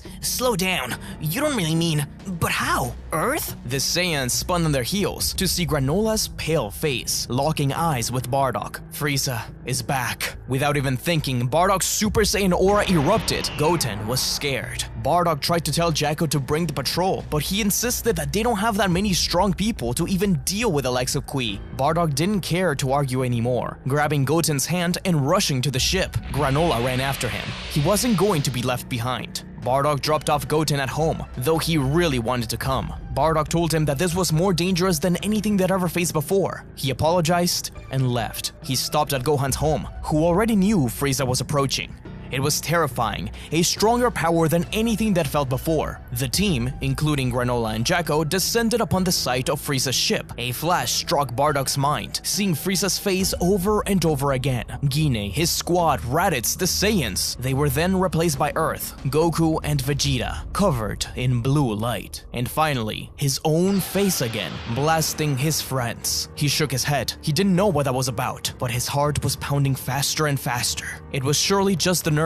He needed to stop Frieza. Buy them time. The Emperor was surprised to see them already waiting for him, though he was hoping to see Goku. That's when his eyes focused on Bardock. He looked just like Goku, but rougher. Indeed, he did recognize him. He was the Saiyan who challenged him long ago. A smirk formed on Frieza's face. Bardock's aura was leaking golden spots as he couldn't contain the Super Saiyan rage. Frieza fired a single death beam that cut through the air. Thankfully, Granola was there, and with his precise sniper shot was able to fire a blast into the path, interrupting it. A cerulean. It really is a doomed race convention here. With a wave of his hand, an army of soldiers rushed out of the ship and towards the Z fighters. With a roar, Bardock's aura erupted into Super Saiyan 2. Several soldiers were being taken down quickly. Krillin and the others were doing incredibly well. It was all very cathartic for Bardock. Similarly to the anime, however, Tagoma's body was switched with Ginyu's frog body, and he began to ruthlessly attack. Bardock cackled at the idea of Ginyu being stuck inside a frog for so long, and while the captain glared at Bardock, he recognized him as one of the guys who nearly joined the Ginyu Force long ago. Gohan looked at Bardock in disgust, with the Saiyans saying that 1. Gohan has no room to judge, and 2. He didn't want to. The Ginyu Force had just lost a member, and they were forcing every Saiyan to do the poses. In a flash, Bardock punched Ginyu across the face, but the alien quickly recovered, only to be met by Gotenks slamming into his chest. Bardock, Piccolo, and Gohan yelled at the kids for coming, and though Gotenks boasted about being able to defeat Frieza, the fusion was quickly undone.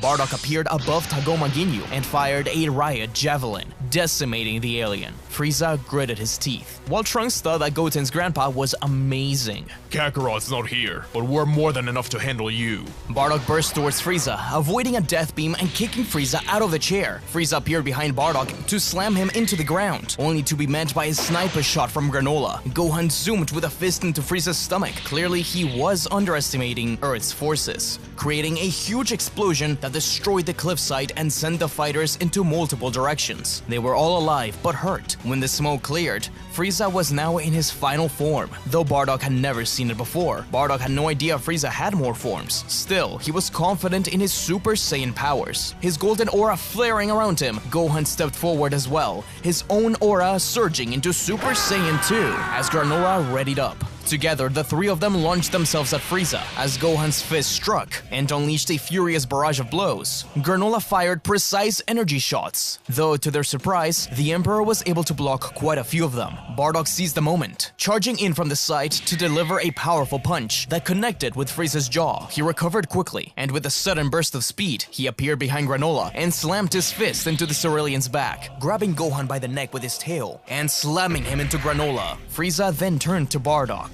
Now, monkey, let's see how much you can endure. Bardock lunged at Frieza again, but the Emperor sidestepped it, delivering a crushing blow into Bardock's stomach. Frieza grabbed him by the hair, slamming Bardock back into the ground. Gohan and Granola struggled to their feet, firing energy blast at Frieza in a desperate attempt to distract him. Frieza merely laughed and swatted the blast away, and with a wave of his hand, sent his own blast back, exploding around Granola and Gohan. Despite the pain, Bardock refused to give up. Why don't you join me instead? Think of the power, the planets at your mercy. Is that not what you want? You'll always be a murderer. A killer, a destroyer of planets. No matter how much you wish to atone, you'll always be an Ozaru dancing at my command. Goten had been watching from a distance, and he couldn't hold back his tears. Granola spoke up. No, us Ceruleans died under your system, you slaver. Bardock saved me, because he saw you for who you really were. Saiyans aren't what you say they are anymore. The universe has evolved and left you behind. No planet will bow down to you anymore. This only served to anger Frieza, as he fired death beams at their legs, knocking them to the ground. As Frieza stomps on Bardock's chest again, the Saiyan's sight shifts to look at Goten. A tear running down his face, his aura begins to spark, and Goten thinks of something. Without hesitation, Goten throws a small key ball that grazes Frieza's cheek. The Emperor laughs. He isn't above killing children. He turns to fire a death beam, but is interrupted as Goten yells out, "Burst open and mix!" What? Everyone is blinded as Frieza cannot keep a hold of Bardock. This isn't a mere Ozaru. The glowing golden hair terrified Frieza. This was a nightmare. Golden Ozaru Bardock blasts at Frieza, getting him away, but doesn't stop as he begins to rampage and blast at the city from a distance. Frieza thinks this is fabulous. He can just sit back and watch a Saiyan do his bidding like he used to. Gohan tries to yell at Bardock again to remember who he is, why he's fighting, who he is fighting. Bardock doesn't stop. Goten flies up to tell his grandfather that he doesn't have to be what Frieza wants him to be, that he has a second chance here. Bardock stops for a second to look at Goten when he suddenly hears the piercing sound of a death beam. Frieza has shot at Goten, though it didn't reach him, as Gohan appeared to hold his brother and was pierced through the left side, but was caught by Piccolo. The Ozaru turned to look at the assailant. Dirty flies, get away from my Saiyan. The Ozaru had his eyes locked on Frieza. He could see reflected in them himself. This will change everything. My destiny. The destiny of Planet Vegeta. Kakarot's destiny. Yes, even your destiny. Before transitioning into the destruction of Planet Vegeta, while the golden glow remained. Was it from Frieza or Kakarot? He wasn't sure. Planet Vegeta is all he could see in those red eyes. Then he heard Miras' voice. Death doesn't discriminate between the sinners and the saints. Why did he survive? Was there a reason at all? Then surely it was worth fighting for. If there wasn't, then it was still worth kicking Frieza's ass over. Frieza doesn't have a say on what he does anymore. No one does. He is the one thing in his own life he can control. And control he did, as steam began to form around his aura. Frieza took a step back. He knew something was going on as he fired blasts to try and stop it, but Granola appeared before Bardock. He never thought he'd be defending a great ape, as he poured all of his energy into a blast. It brought Bardock enough time as he shrunk down into normal size, smoke surrounding him. Frieza roared as he zoomed towards the smoke, only to be kicked away as Goten's eyes widened to see Bardock had transformed.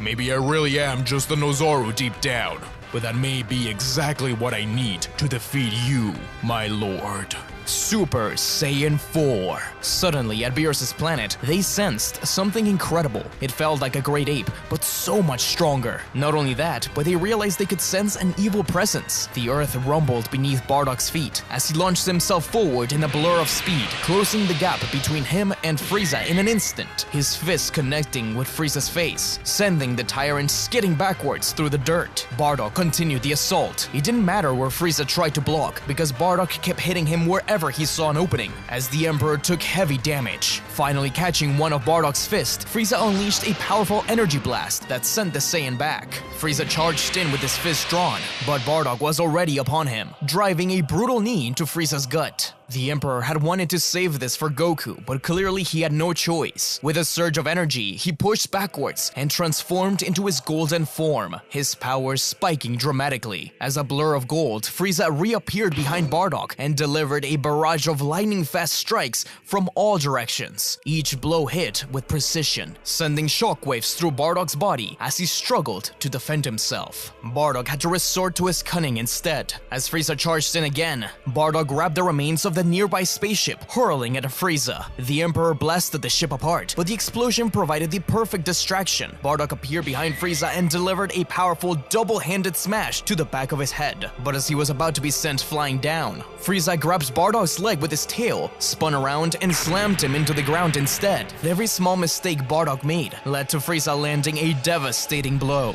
Bardock had to play the defensive, slow Frieza down. It was smarter for him to reserve his ki and dodge as much as he could, while Frieza continued to panic and run out of ki. It was obvious that these transformations were brand new to them, but Frieza seemed to be taking much more of a toll on him. Once again, Frieza retaliated with a tail whip, but Bardock caught it and swung Frieza around, slamming him into the side of a mountain and following up with a volley of ki blast. Bardock used his ability and instincts to evade and block, buying time and wearing the foe down, using the training he had with Granola. At one point, Bardock's battle was interrupted by a vision of Frieza punching him across the face, but to his own surprise, Bardock used this to his advantage, seeing that and avoiding the attack. He thought that surely that was a fluke, but it was impressive. Slowly, Frieza's movements were becoming less and less precise, his attacks slower. Bardock smirked through the pain. His plan was working. He just had to endure a little bit longer. Suddenly, the battlefield was illuminated by a burst of blue light as Goku and Vegeta arrived in Super Saiyan Blue.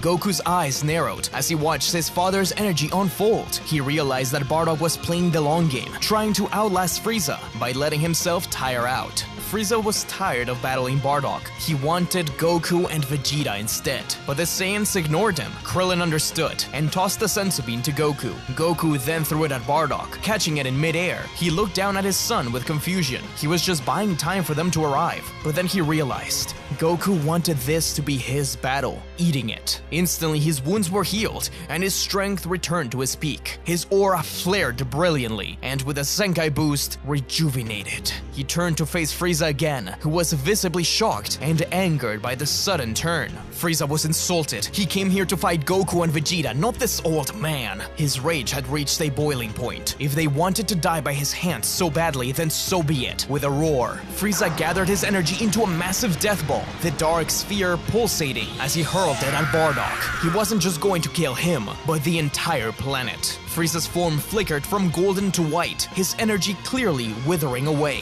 Bardock stood his ground, his eyes burning with fierce determination. He extended his hands, gathering his energy into a concentrated sphere of blinding light. Memories of his friends and family flooded his mind, fueling his power. And with a mighty roar, Bardock launched his attack back, a red, super riot javelin. It soared through the air, clashing with Frieza's death ball, the two forces battling for dominance. The Saiyan continued to pour more and more energy into it, and slowly the riot javelin began to overpower the death ball, inching closer to Frieza. Bardock knew all these people were counting on him. Goku wasn't going to intervene. He just crossed his arms and smiled, but to his surprise, Goten, Gohan, and Granola all fired blasts at the death ball as well. To them, Bardock had truly proven himself, and Goku was proud. It was too late for Frieza to retreat. The riot javelin engulfed him, the sheer force of the blast tearing through his golden form. Frieza's scream of agony echoed across the battlefield as his body was consumed by light and disintegrated into nothingness. At the same time as the blinding light, Bardock saw a vision again, a familiar face, facing Vegeta,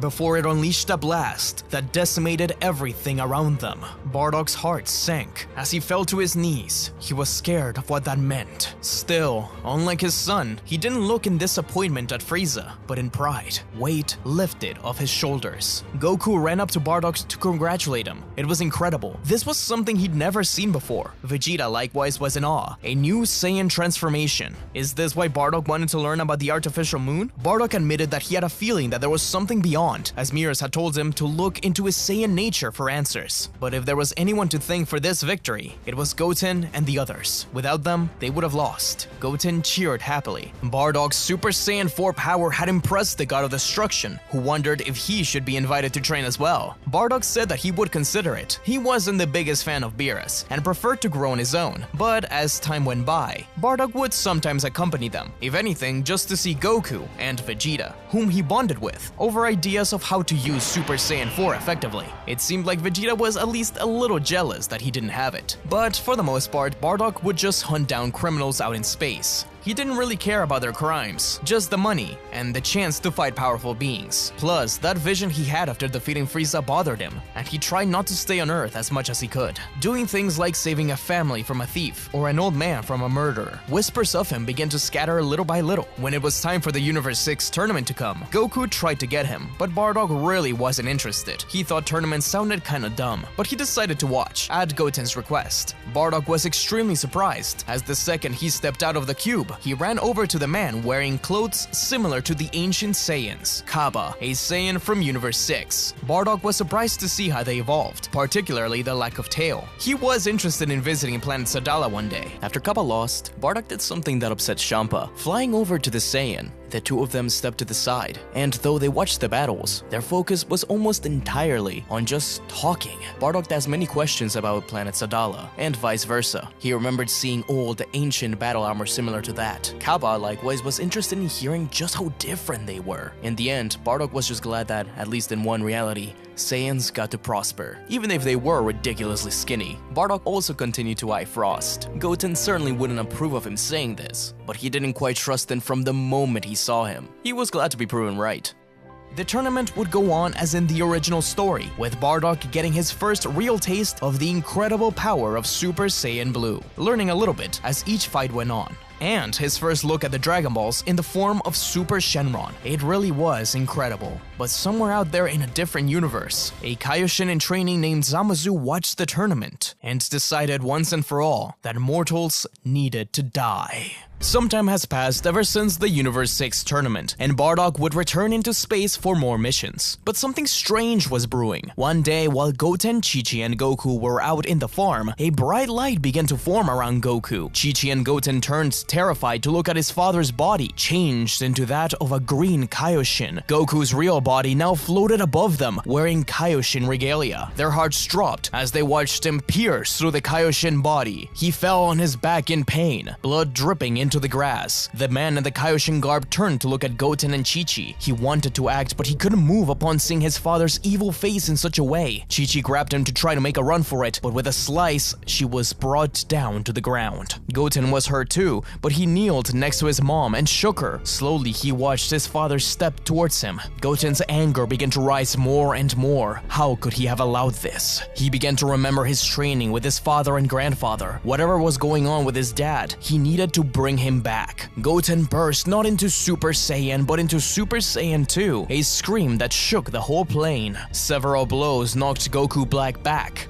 who was just beginning to get used to Goku's body. Every punch from Goten fueled his resolve, slowly learning and understanding what made Goku great, until with a smirk, he caught Goten's punch and slammed him into the ground. Goten spun on himself while creating a gust of wind to hide him from sight, attacking from behind. Black was hit and blasted away. Goten was doing surprisingly well, thanks to his rage and training with Bardock, but one slip-up gave Black a chance to beat him. Slowly, his Saiyan body was truly becoming his own. This was a big difference from the original story, as Goten and Chi-Chi were both killed by Black. Instead, Goten stood up for himself, and this meant his power was felt by his brother. Goten was hurt, but saved in the nick of time, as Gohan looked at his mother on the ground, realizing that she was dead. His aura electrified, telling Goten to get as far away from here as possible, in order to warn Vegeta and the others. Goten's cries were drowned out, as Gohan couldn't hold himself any longer. His mother, she had seen her killer's face. His father, he could only imagine what she felt in that moment. A gigantic roar exploded, as without any other option, Goten rushed out of there. At Capsule Corp, Bulma immediately took him to the infirmary, while Vegeta went to help Gohan. He told Trunks to train and get ready. If Kakarot really was gone, then this enemy was extremely powerful. You see, this version of the Goku Black arc doesn't take place in the future. This is the reality where Goku Black stole his body from. Gohan's battle against Black was a difficult one, where they were both on the edge the entire time. As much rage as Gohan had, he just couldn't use his full power on someone who looked just like his father. They didn't know what was happening, and Gohan hoped his father was still in there somewhere. He tried to talk reason into him, but nothing worked. Black got too many chances to slice at Gohan, grabbing him by the neck. Sadly, it seemed it was nearly too late as the Saiyan Prince landed. When Vegeta arrived, he instantly burst into Super Saiyan Blue. Black cocked an eyebrow, slicing across Gohan's chest one last time before dropping him on the ground. Vegeta's jaw dropped. To see Kakarot act this way and hurt his own son, he didn't expect it, but it made his blood boil, and rushed towards Black. With a single punch, he sent him hurling into a mountain. Vegeta kneeled beside Zamazu's body. He was wearing Kakarot's clothes. Vegeta deduced that this was something similar to the Ginyu encounter. Gohan stood up, spitting out blood and powering up, only to fall to his knee again. Vegeta told him that he needed to get away, as his eyes widened to watch as Black appeared behind Gohan and stabbed him through the back. Vegeta barely got a chance to catch Gohan as his eyes blanked out. Vegeta exploded in rage and began to attack Black. Through all these years, Vegeta had grown to truly care about Gohan and the rest of Goku's family, even if he would never admit it. He began to beat on Black, driving him back. It was then when the Kai realized that although he had incredible power, he couldn't master it just yet. He needed to escape, but Vegeta Blue kept on beating him to a bloody pulp. Black's plan to go to a different reality alongside his other self could wait. This humiliation could not stand. His anger wouldn't let him leave without watching the world burn. He'd return to take Vegeta down, that other mortal who paraded as a god. Just as Vegeta was about to land a decisive blow, Zamasu disappeared. Vegeta's gloves painted a dark red. Panting, he turned back to carry Gohan, Zamasu, and Chi-Chi. At Capsule Corp, Vegeta revealed his theory on why this all happened, and broke the news to everyone about Gohan and Chi-Chi. Goten's scream broke windows across Capsule Corp. They needed to collect the Dragon Balls ASAP and prepare for his return. If Goten wanted to make things right, then he needed to train. Gohan and Chi-Chi's bodies would be preserved, while they let this other green Kai heal at Capsule Corp. They didn't know who he was, and it was too dangerous to give him a senzu bean, but if they wanted to find out more, they'd have to make sure he lived. Goten and Trunks began to train train with Vegeta and Piccolo at Capsule Corp. The Namekian swore to take revenge for what happened with Gohan, but he feared his power wouldn't be enough. This was truly a wake-up call for them. They all needed to train.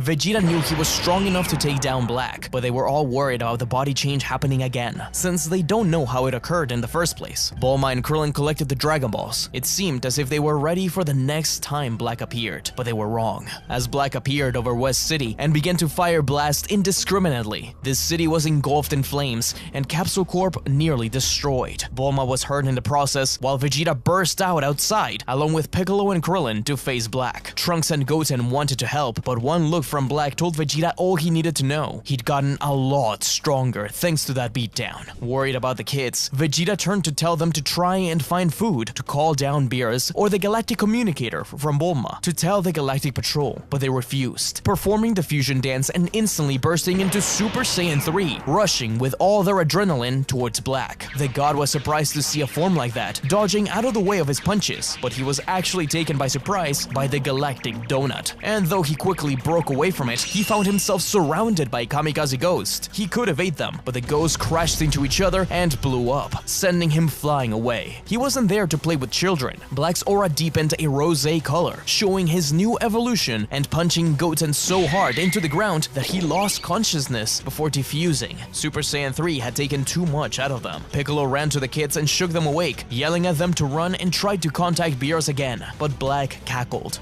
Beerus, you don't think I took care of that pesky cat first? Vegeta couldn't believe it. In reality, Shin and Kibito had visited Zamasu's Kaioshin realm. Once they were there, not only did he kill Gowazu, but Shin and Kibito as well. With them gone, that also took care of the two gods of destruction. He would have continued to take down the Kais, but his rage was filled by the Saiyans. Vegeta beating him on that first fight proved to be all he needed to change his course of action. He needed to kill him first. Without anything else to say, Vegeta turned to the kids and yelled at them to run. Finally, they listened, rushing out of there while getting Bulma along the way, landing at the lookout. They tried to think of what to do, but Goten was set on something. Bardock. He had no idea where he was, but they could find him. Bulma dialed Jacko, explaining the situation. Bardock wasn't on the Galactic Patrol HQ, but he could pick them up and keep them safe until he returned. They waited. Meanwhile, Zamasu's battle with the Z-Fighters was intense. Part of him wondered if he was wasting time, but seeing the way Vegeta stood up to him, it got under his skin. That so-called Super Saiyan God, it was pathetic. He would show them what a real god was. Even so, the sight of it made Black wonder if there was more for him to achieve. It seemed like Goku's Saiyan nature was affecting him too. One by one, they fell. Krillin, Tien, and many others. 18 and 17 arrived to help, but Black responded by opening portals, with various other Goku Blacks arriving to help. They were forced to retreat and attack more carefully, hit-and-run tactics. Vegeta and the others would stay on Earth and fight, though they would have to be a lot more careful. Vegeta hated this. He had told the kids that it was their responsibility to be Earth's saviors if something happened to him. Even if it was years from now, they would have to win.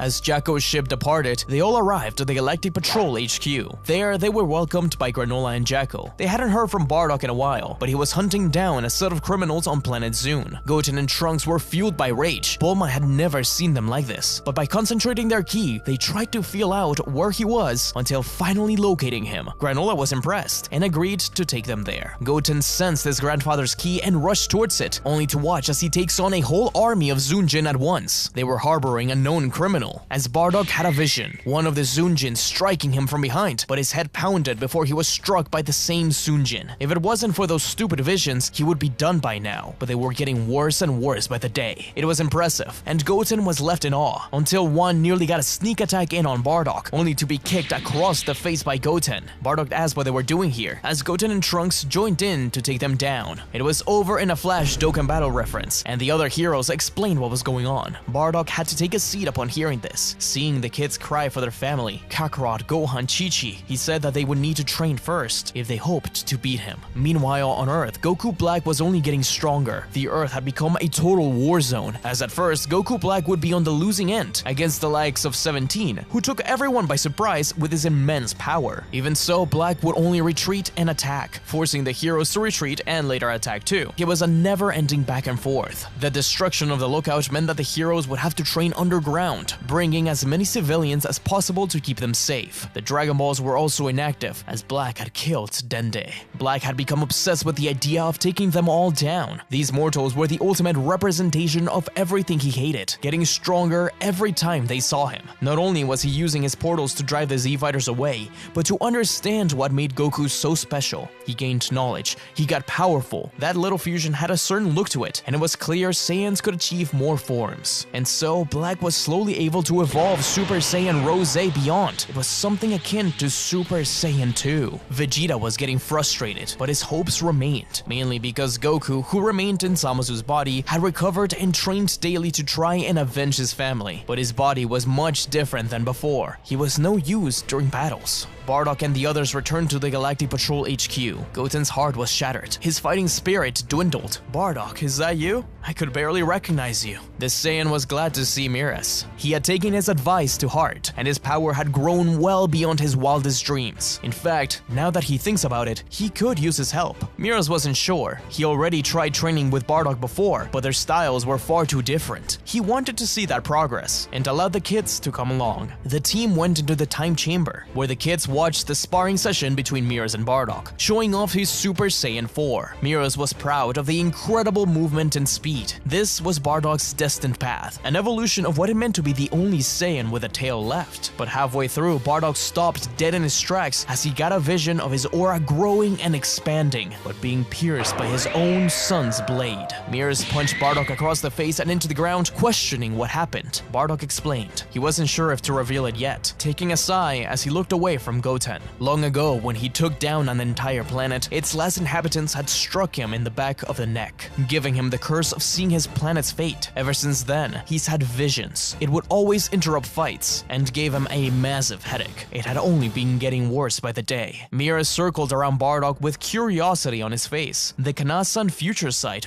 If it was that bad, then Bardock stood no chance. He would have to master it. Bardock cocked an eyebrow as Miras smirked. The time spent in the time chamber would be filled with spiritual insight, and forcing Bardock to really focus on those visions, to try and retain them, and see where they are. Trunks and Goten trained as well, though Goten's heart was clearly not in it. Slowly, Bardock began to get it. Some of the visions were random, and a lot of the time they served almost as warnings of what was to come. If he could use that to his advantage, then surely it would be a great asset. But isn't the future set in stone? Your visions showed your death, didn't they? Yet you remain. Nothing is set in stone through the flow of time. It's the high percentage of likeliness that might blind you into accepting that possibilities can be changed, but we can work to alter it. And so, it was almost like Bardock gained new senses. He could not only perceive through things like sight and touch, but through ki and genki. It was almost like seeing different paths and branching possibilities. It seemed like Bardock's own ultra perception. While Bardock evolved, he turned to train Goten and Trunks, realizing that Goten wasn't growing the way he should be. And so he challenged Goten to a fight. He didn't hold back. Everything Goten threw at him was useless. Goten thought this was ridiculous, and Trunks even tried to interfere when his friend got hurt. But once Bardock punched Goten into the ground and stepped up to him,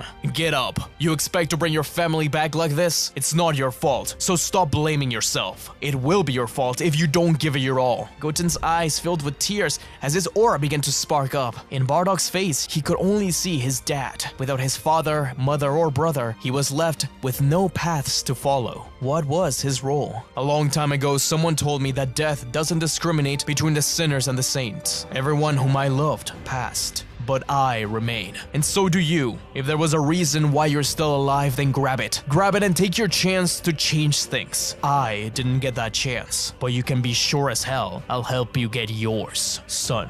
Goten's aura exploded with a mighty roar and landed a clean hit across Bardock's face, who smirked back. That was it. That was fighting spirit. The training continued for a bit as Jacko updated them on the situation on Earth. Very few fighters remained, and Black only seemed to get stronger. Goten everyone was ready for what they needed to do, but Mirrors took him and Bardock aside. Are you sure you're ready to face your son, to face your father? It weighs greatly on them, but in order to save the universe, they had to do this. Though Bardock asked Mirrors to join, he refused to. He could not lend his help. Instead, he would do him a solid and help Bulma, Granola, and Jacko looking for the Super Dragon Balls. Bulma had created a makeshift Super Dragon radar. Bulma made Bardock promise that nothing would happen to her son. Bardock and her never really saw eye to eye. They never really liked each other that much, but she had to trust him with the most precious thing in her life, and he respected that. He would take care of Trunks and Goten, and he would make sure that Vegeta is safe. And the team blasted off. When Bulma activated the Super Dragon Radar, at first she thought it wasn't working, but then she realized the Dragon Balls were inactive. That must have been how Goku ended up on a different body. They would have to go with another plan. The Cerulean Dragon Balls and the Namekian Dragon Balls. Once they landed on Earth, they closed their eyes to sense everything. They could feel Goku Black over Kami's lookout, or what remained of it. Vegeta and the others couldn't be sensed, but they had an idea of where they could be. Bardock told Goten and Trunks to continue hiding their ki, but to go find Vegeta, he would go face Black. Goten tried to go with him, but Trunks held him back. Bardock rushed to the lookout, but before he got there, Black interrupted his path. And here I thought I'd stolen Goku's body. Who are you? So Vegeta was right. Is that you in there, Ginyu? Ginyu? The hell is that? He was a god, a Kaioshin, who could see mortals for what they really were. If your plan's to wipe out mortals, why are you so focused on this planet? Because you lot are the worst. Super Saiyan gods, Kamis, Dragon Balls, you really try to mimic the gods, when you're all filthy animals with no sense of justice. Bardock clenched his fist and began to rise his ki. You sound like a certain emperor I knew long ago, but I'm going to show you that us Saiyans, no, us mortals, aren't as insignificant as you think. The sky above Korin's tower was ablaze with energy of the two warriors as they locked in battle. Bardock roared, shaking the plains and trees below him and catching Black by surprise. His Super Saiyan 4 aura sparking. Incredible, at least this mortal knew his place. A monkey, not a god. But Black shot forward as Bardock's instincts screamed, and he narrowly dodged a brutal kick aimed at his head. He retaliated with a flurry of punches, each one a direct hit, but Black merely grinned as he blocked and dodged in return. Black was having fun, but with a flourish, he summoned his scythe. Bardock's future sight buzzed in his mind, warning him of danger, but it wasn't enough, as Black's scythe cut through the air and left a trail of distorted space in his wake. Bardock was barely able to dodge, but the blade nicked his arm. He was still far from mastering his future sight. Bardock managed to dodge a few of the strikes, but each one left him more rattled. Bardock took a deep breath. He had to focus on that sensation on the back of his neck. It wasn't just about seeing the future, it was about tapping into something deeper, something primal within. Black lunged forward again, with Bardock's ultra perception kicking in, as Bardock could see every twitch of Black's muscles, every slight shift in his stance. And with that, he saw where he could possibly strike, dodging the first punch and countering with a powerful uppercut into Black's jaw, sending a shockwave through the sky that brought down Korin's tower. He didn't let up, as Bardock followed with more attacks. For a second, Black was on the defensive, but he couldn't keep it up forever, as if his future sight was not just a warning, but the more he kept on attacking Black, the stronger he got. He didn't know if this would last. He didn't know if this was just adrenaline, but as the combo continued, the harder he hit. But eventually the combo was broken, as Black swung his scythe, and Bardock reacted too slow, his armor breaking apart. He felt his power dip, that intense surge of energy fading as fast as it came. The edge he had over Black was gone. Bardock struggled to his feet, his vision blurry from the pain. He looked up just in time to see Black charging a powerful Kamehameha, but before he released it, several ki bullets whisked through the air, slamming into his back and forcing him to falter. Enraged to see Vegeta 18 and 17, the prince roared, his aura flaring as he launched another barrage of ki blast. 18 and 17 joined in, giving Vegeta an opening to get down to Bardock. We're not done yet, old man. What took you so long? 18 and 17 provided cover fire as they all shot away from the battlefield. Just in time, too, as Black had just opened portals, but he told his army to wait. The sky over Korin's tower began to calm, but the damage was done. The battle was far from over. Run, Saiyans, run. You're only prolonging the inevitable. Black smirked, his aura growing and electricity crackling around him, stronger than ever before. He could sense the final battle was close, and as he readied for it, his hair began to grow, laughing maniacally. As they landed, Bardock realized where they were, Monster Island. Smart, the key of the monsters was enough to camouflage them as long as they kept their key low. Bardock sat by a tree, and Vegeta gave him half a senzu bean. Goten and Trunks ran to him, glad to see that he was okay. Bardock apologized. He wanted to take the weight of having to face their friend off of their shoulders, but clearly, he can't do it alone. Not only that, Vegeta reveals Black's been summoning an army of himself and evolving his power. Goten and Trunks insisted that they could do it together. Vegeta smirked. He liked hearing that. 18 wanted to avenge her husband, and 17 wanted to protect what was left of the world. Bardock stood up slowly. We can do this. I know we can, because when I fought that man, I could see through his eyes that he was not my son. He was not Kakarot. He wasn't Goku. And that means he's not number one. 18 cracked her knuckles. Even if he has an army, I've dealt with worse odds than that alongside my old team.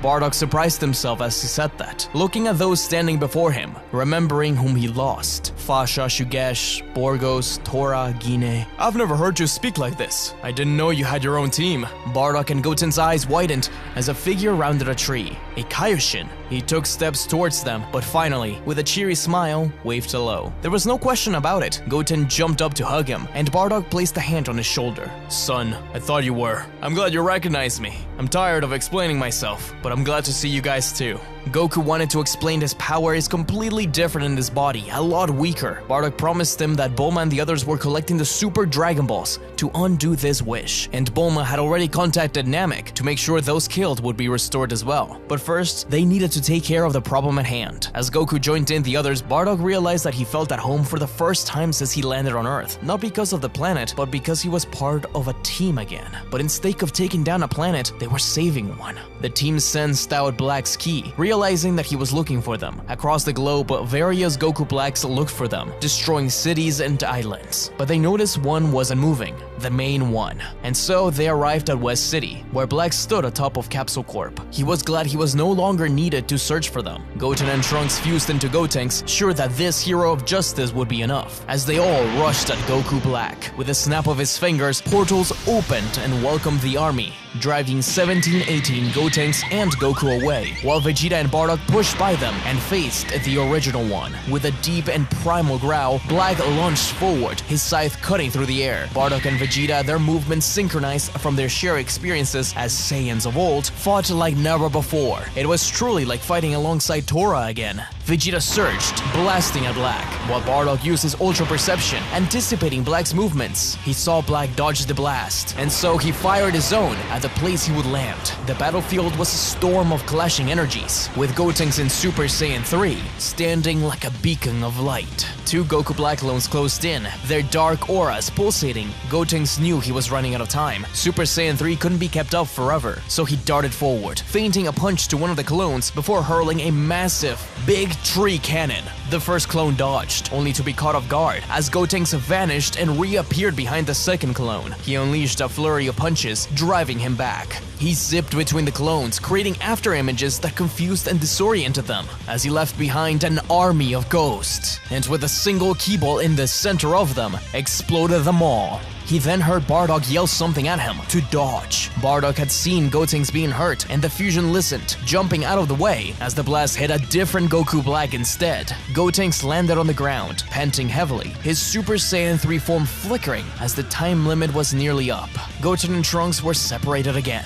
Black was getting frustrated as he decided that he'd had enough. Electricity formed around him as he showed his evolution of Super Saiyan Rose. It definitely hit harder, but Vegeta and Bardock's team up seemed to really be the key to their victory. Black, realizing that he couldn't withstand their combined might, resorted to a darker tactic. His eyes flickered towards the sidelines, where Kid Trunks fought for his life. With a sinister grin, Black unleashed a barrage of energy blasts towards the young warrior. Bardock's Ultra Perception flared with sharp sense of danger, but the warning came too late. Vegeta turned to shield Trunks, taking the full force of Black's attack. The blast struck Vegeta with brutal force, sending him crashing to the ground. Black descended, his scythe poised for a final strike, and as he swung it, Vegeta blocked. It was successful, but Black didn't stop digging in the scythe, his hair beginning to grow, his power rising more and more. Goten said, uh-oh, to himself. This was clearly inspired by their fusion. Goku exploded his aura and burst forward, kicking Black away from Vegeta, before being pulled back by a myriad of pink whips. He was surrounded by his face, and he hated that. Bardock continued to struggle against the main Black. Vegeta couldn't make it up there anymore, but he cleared the path for the others. Black stopped 18 and 17, whom he saw as the biggest threats, and ignored Goten as he joined forces with Bardock. The two of them did their best, and the higher Bardock could keep up the combo, the stronger he got. It was a strange power. Vegeta and Trunks sliced through the energy whips containing Goku, freeing him, as alongside 17 and 18, they continued to drive them back and destroy more clones. But they seemed endless. They needed a clear plan, and that's when Vegeta suggested it, the Genki Dama. Goku was surprised to hear the Spirit Bomb, unsure if he could even do it in this body, but he had to try. Slowly, he began to gather energy in secret, yet it was so slow. The planet was far too damaged. Surely, this wouldn't be enough. Vegeta questioned what was wrong, and Goku explained. But it wasn't all hopeless. As Trunks heard this, he had an idea. With his wrist communicator in hand, he contacted the Galactic Patrol, his voice urgent. Mirrors answered. Mirrors says that he thinks they found one of the Super Dragon Balls, but they can't be 100% sure. It seems that because Zamasu used them, they've gone inactive for a year. They'll be able to use them in a few months. So Goku's going to have to stick with that body for at least a little bit. Right now, they're getting the Namekians to collect their Dragon Balls. And Granola went to Planet Cereal with Bulma in order to find his set. Maybe they can speed up the process. Trunks says that none of that matters right now, though they will probably have to wish for a new body for Goku first. Either way, right now they need the Galactic Patrol's help. Trunks explained that the world was far too damaged to collect the necessary energy, and Miras knew what to do. He sent out a message to the whole Galactic Patrol. In every planet they had presence across the universe. Hands were raised. Cereal, Zune, Yardrat, even the galactic prisoners gave some energy, though many didn't. Bardock could feel the energy gathering into Goku, despite being in that weaker body that didn't belong to him. It was like the universe itself trusted him, something he had never felt for himself. At that moment, Bardock realized that no matter how strong he got, Kakarot and even the prince would be one step ahead. This was their world, their universe. He was just glad to be a part of it. It was his duty to help his son regain his body. Slowly, the energy was gathered. Black didn't notice at first, as Goku tried to be discreet about it. Bardock was trying to protect Goten while also letting him use his fighting spirit to his full advantage. Black rushed in, trying to slice through Goten, but Bardock appeared before him, blocking it with his chest and taking the chance to grab Black by the head, slamming him into the ground and throwing him back up to the sky. As Goten fired a small key ball past Black, Bardock was hot in pursuit, but before Black could react, Goten exploded the artificial moon. This blinded and hurt Black, while only invigorating Bardock with the blood waves. An extremely powerful punch and blast landed on Black's chest. He was finally on the ropes, but he was tired of running. This ends here. Black cupped his hands together. A bright purple Kamehameha was charged. It was enough to destroy the world. Everyone turned to Goku. The Spirit Bomb was ready. With a yell, Goku unleashed it with all his might, only for nothing to happen. Everyone's heart sank. The energy was there, but it was like this new body couldn't react properly. Now that he thought about it, King Kai also couldn't use the Spirit Bomb. Black laughed as he fired the Kamehameha, but before it reached them, 18 and 17 appeared before it with unrivaled speed, opening their android barrier to tank the attack. Black was relentless, and slowly their barriers began to dwindle out. Vegeta appeared behind Black and punched his spine, forcing him to let go of the blast. As the tired androids fell from the sky and were caught by the kids, Black spun and grabbed Vegeta by the neck, saying that he would save him for last. Goku wanted to help Vegeta, but he had an idea. He grabs Goten and told him that the energy collected can't go to waste. They need to unleash it, but if he can't do it, Goten will have to. The kid wasn't sure. This was a huge responsibility, but Goku believed in him, as did Trunks, the androids, and Bardock. The Elder Saiyan placed a hand on his shoulder. Goku grabbed Goten's wrist. As all of the energy was poured into the hand, the orb began to form over it, expanding more and more. but they needed Vegeta out of there. Trunks burst towards his father, firing a blast at Black. The god slapped it away, but let go of Vegeta. Goten was looking for an opening. Vegeta pushed Trunks away from them. As the prince refused to let go of Black, he would keep him in place. It was a brutal fight, where they blasted each other in point-blank range, causing a huge explosion in the middle. Goten pulled his arm back, ready to unleash it, when suddenly Bardock grabbed his arm and sternly told him to wait. Everyone was confused, but they got their answer when Black teleported in front of Vegeta again, with the Saiyan struggling against him. Vegeta wouldn't let him escape, but that was Black's plan. I told you, I'm saving you for last. Goten's heart sank as Vegeta and Black teleported away. Trunks screamed out for his father. Bardock had seen it. He had gotten a vision of Black teleporting away. If they had fired it, they would have missed. But Trunks and the others were mad at Bardock. Because of that, Black had taken Vegeta, but Goten defended him. Didn't they hear what he said? Wherever Vegeta was, he was still alive. Trunks closed his eyes. His friend was right. Bardock knew they only had a little bit of time, so he closed his eyes and focused, telling them all to wait. He knows he can do it, and Goten trusted his grandfather. Bardock could see visions, but it was very difficult. He needed to truly see it and understand it. Vegeta and Black crash-landed on a different planet, with Black saying he would be back for him, as he placed 2 fingers on his forehead. But Vegeta's rage was boiling. He had promised himself he'd go beyond Kakarot. It didn't matter if it was this doppelganger. Vegeta reached Black just as he teleported back to Earth, with a brawl breaking out as they teleported. They appeared back on Earth as the Z fighters watched them disappear and reappear all around the battlefield, each getting punches in. Bardock, just wait. My dad's going to die. No, he's not. He's too strong for that. Just wait. But it did seem like Vegeta was going to lose. Vegeta's pained hoofs echoed, with Goten ready to fire it. He couldn't wait anymore. Finally, Bardock saw it. Now, Goten!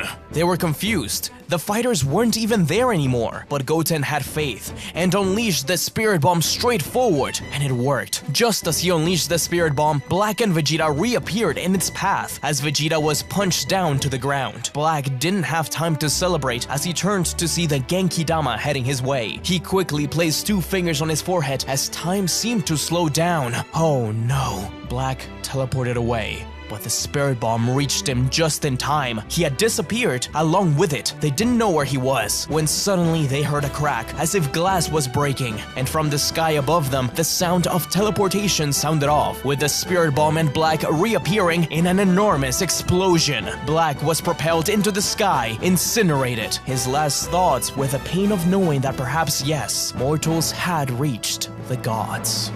It seems Earth was finally at peace. That terrible god was defeated, and for the first time in a long time, our heroes could grieve. They lost so many people, but thanks to their Namekian friends and the Super Dragon Balls, things could go back to normal. Goku hugs Goten tightly as Bardock placed a hand on their heads. It wasn't just the effort of Bardock, it was Goku's incredible martial arts prowess. Despite being in that limiting body, it was Bardock's future sight training, coupled together with Goten's heart. It truly was the Sun's family final gambit, though because of that, it only hurt more that Gohan wasn't there to enjoy it. Goten and Goku promised themselves to continue training, and to never allow something like this to happen again, while Vegeta, holding his broken arm, walks up to Trunks and hugs him. He was very proud of him. Soon enough, they were contacted by Bulma and the others. The Namekian Dragon Balls were used to restore Earth, revive everyone killed during the incident, and recreate a new body for Goku, although Goku had to remain in Zamusu's body for a little bit. It took a while for Bulma to get to Planet Cereal, and it wasn't easy to find those Dragon Balls. Chi-Chi and the others weren't very happy spending time with Zamasu Goku, so it was a huge relief when Bulma finally found them and wished for his soul to be transferred to that new body. And so, with Bulma back on Earth, and Goku returned to normal, the Z Fighters could celebrate. Chi-Chi, Goku, Goten, Gohan, Mr. Satan, Videl, Pan, they all hugged. They never wanted to be apart from each other again. It was hard at first for Chi-Chi, who was actually a little scared to approach Goku, but once she saw that smile she loved so much, everything seemed like it would be okay.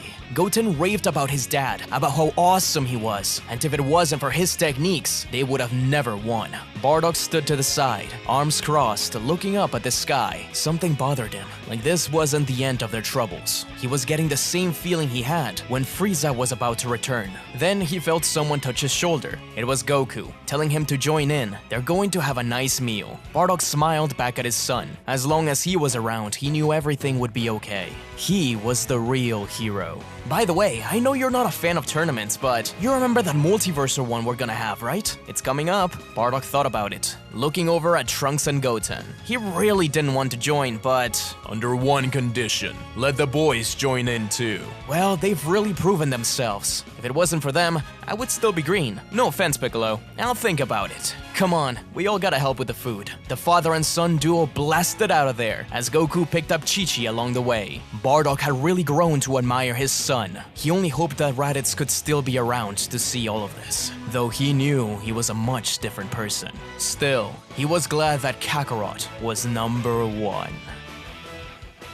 The day of the Tournament of Power has arrived. Complying with Bardock's request, Goten and Trunks have also been brought in. Their recent training has impressed everyone. Gohan and Piccolo have also realized that they need to step it up a notch following the attacks from Black. Thus, Gohan has received a potential awakening by the Elder Kai, taking a chance to visit Buu alongside his father, something he'd do quite often. Buu had calmed down a lot ever since their early days, and he actually really missed Shin when Goku Black killed him. But right now, he was asleep. Piccolo, on the other hand, followed Bardock's lead, focusing on his own heritage, and with Dende's help, obtained a new state through the Dragon Balls. Bardock's training with Goten and Trunks also instigated sparring between the others. Bardock was surprised, but they were Saiyans after all. What they were missing was one fighter. Goku nearly suggested Frieza before Bardock gave him the dirtiest look in the universe and tried to melt him with his mind. Instead, Bardock suggested Granola. The Cerulean wasn't sure, but he accepted. He liked Bardock and the kids, and got along well with Goku. Once there, Bardock was nearly entirely focused on staying with the kids and the Universe 6 Saiyans. He was really impressed to see girls so powerful. They reminded him of Fasha, though he wished Kaba would put on some muscle mass. Universe 7's team was made up of Bardock, Goku, Vegeta, Gohan, Piccolo, Goten, Trunks, 17, 18, and Granola. The start was explosive, as in an instant Granola's sniper shot several fighters out and became a prime target, but Goku and him were able to push everyone else off. This slimy Frost tried to take down Goten and Trunks with his tail while they were distracted, only to find himself hanging off of the arena by the tail.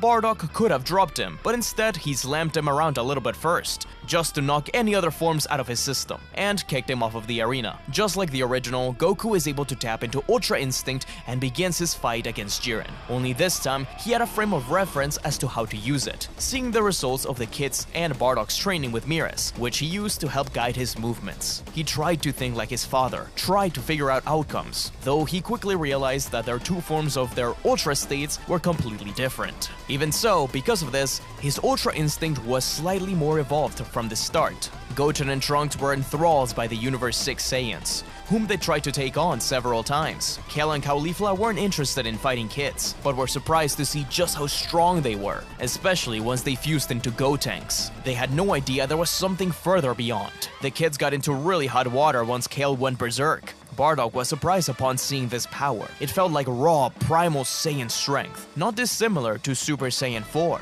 In an instant, Bardock burst into said form, exploding in rage to keep her away from Gotenks. The two are caught in a clash at the center of the arena, their aura breaking apart everything around them and even knocking down enemies. But Gotenks fires blast in the middle, disguising Bardock's location as he appears above her and with a swift hammer fist knocks her down to the center of the arena. Caulifla yells out a pained no, rushing at Bardock, who disappears into the crowd that had been gathering around him. Caulifla fires blasts to disperse them as Bardock apologizes to Gotenks, grabbing him and chucking him up to the sky. Caulifla, thinking that was Bardock, pursues. It's too late when she realizes it's not him, with Bardock firing a riot javelin behind her and sending her into Kale. Gotenks Trunks didn't appreciate that, but he did think it was a pretty cool move, and went on to use similar tactics against Dispo and other Pride Troopers. Bardock turns to the Universe 6 Saiyans with a smile. They were formidable fighters. He'd love to train with them one day, but Caulifla turned to shake Kale, telling her that she needs to calm down and listen to her. If they don't do something, then they'll lose everything,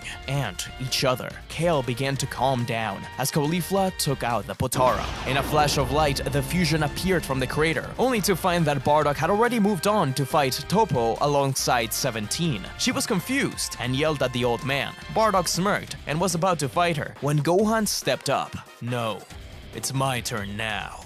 Let's show them what we've got, Gohan. Bardock and 17 turned in surprise to see Piccolo too had appeared before them in his new yellow form. Kefla smirked. Another cocky Universe 7 Saiyan. How fun. But Gohan was so much different than before. His death at the hands of someone who looked like his father had made him realize just how far behind he was. If he wanted to protect his friends and family, fulfill his promise to 16, then he would have to act differently. Bardock was surprised to see the determination in Gohan's eyes. He was the one son family member he was the most detached from, simply because he was a bit more wary of the Saiyans and he was older. Bardock respected that though, even if Videl, Pan, and Mr. Satan all welcomed him. But now, while Gohan was in front of his grandfather and father, the half-Saiyan felt like he had something to prove. He had been preparing for this alongside Piccolo, training their newly acquired forms. Gohan and Piccolo's potential had been unleashed, and now it was time to show it. The Saiyan burst forward, the purple electricity around him shocking Kefla as he passed by her and kicked her down. The fusion persisted, spinning to catch herself and firing a great barrage. Gohan slapped it away, while Piccolo single-handedly boxed the giant Anilaza. The whole crowd was left in awe. These two had progressed so much in such a short amount of time. It made Beerus spring to his feet. Him and Whis had been so dead set on Goku and Vegeta that they ignored these two incredible fighters. Perhaps it was time to bring them on board too. Sparks flew as their fists collided, creating shockwaves that echoed through the battlefield. Gohan's calm focus was unshaken, using his strategic mind to block and counter each of Kefla's wild, powerful strikes. Piccolo did what he could against the giant size of Anilaza, using his incredible agility and intelligence to land strike after strike. Still, one single punch from Anilaza was a massive damage. The Namekian needed to match him somehow. That's when Goku yelled over at Piccolo while in the midst of battle against Jiren, just like at the World Tournament. Giant Piccolo. Piccolo roared as he activated his giant form, his body expanding until it towered over even Anilaza. Now a colossal giant himself, Piccolo unleashed a devastating series of strikes, hammering Anilaza with earth-shattering blows. The stage beneath them began to crack, but Piccolo maintained a relentless assault. Just when it seemed like Piccolo had the upper hand, fighters from other universes saw their opportunity. While Piccolo dominated the android, multiple fighters attacked him from all directions, launching energy blast and coordinated strikes. Piccolo grunted in defiance, absorbing each hit, standing tall, but the pressure was building. Too many opponents, too many attacks. Piccolo made a bold decision. His eyes gleamed with determination as he caught Anilaza in one final crushing blow, using all his remaining strength to punch the robot down with him. The impact was so immense that the stage beneath them gave away. The ground crumbled and cracked under the sheer force, sending a massive section of the arena plummeting down to the void below. Anilaza and the fighters who were attacking sent spiraling down. Piccolo reverted back to normal size, breathing heavily. As he began to fall, his eyes locked onto Gohan, who was still battling Kefla. A small smile formed on Piccolo's face as he called out, "Do it now, Gohan!" His voice echoed across the arena, and Gohan, seeing his mentor's sacrifice, felt a surge of energy, his clenched fists trembling, his body stiffening with raw emotion. But he caught himself before he lost all control. In that moment, Hit's time cage activated, freezing Gohan in place. Kefla smirked, preparing to deliver a devastating blow while Gohan was strapped. She charged the powerful blast to finish him off, but then it happened. Gohan roared with primal fury, his aura flaring violently. In a brilliant flash of light, he shattered the time prison, his body surging with untold power. For a split second, he transformed, his hair turning white, his eyes burning with a red glow. Beast Gohan had awakened, if only for that instant. The sheer force of the transformation cracked the ground beneath him. Before Kefla could even react, Gohan appeared in front of her, his speed now beyond anything she had faced. With a single devastating punch, he sent her crashing down to the ground, the impact reverberating through the arena, leaving everyone stunned in silence. Kefla was out. Gohan stumbled, panting heavily as he de-transformed. His body was pushed to its limit, and he struggled to stay on his feet. The immense power had drained him, leaving him vulnerable. Sensing the opportunity, Hidden Saunel, the Universe 6 Namekian,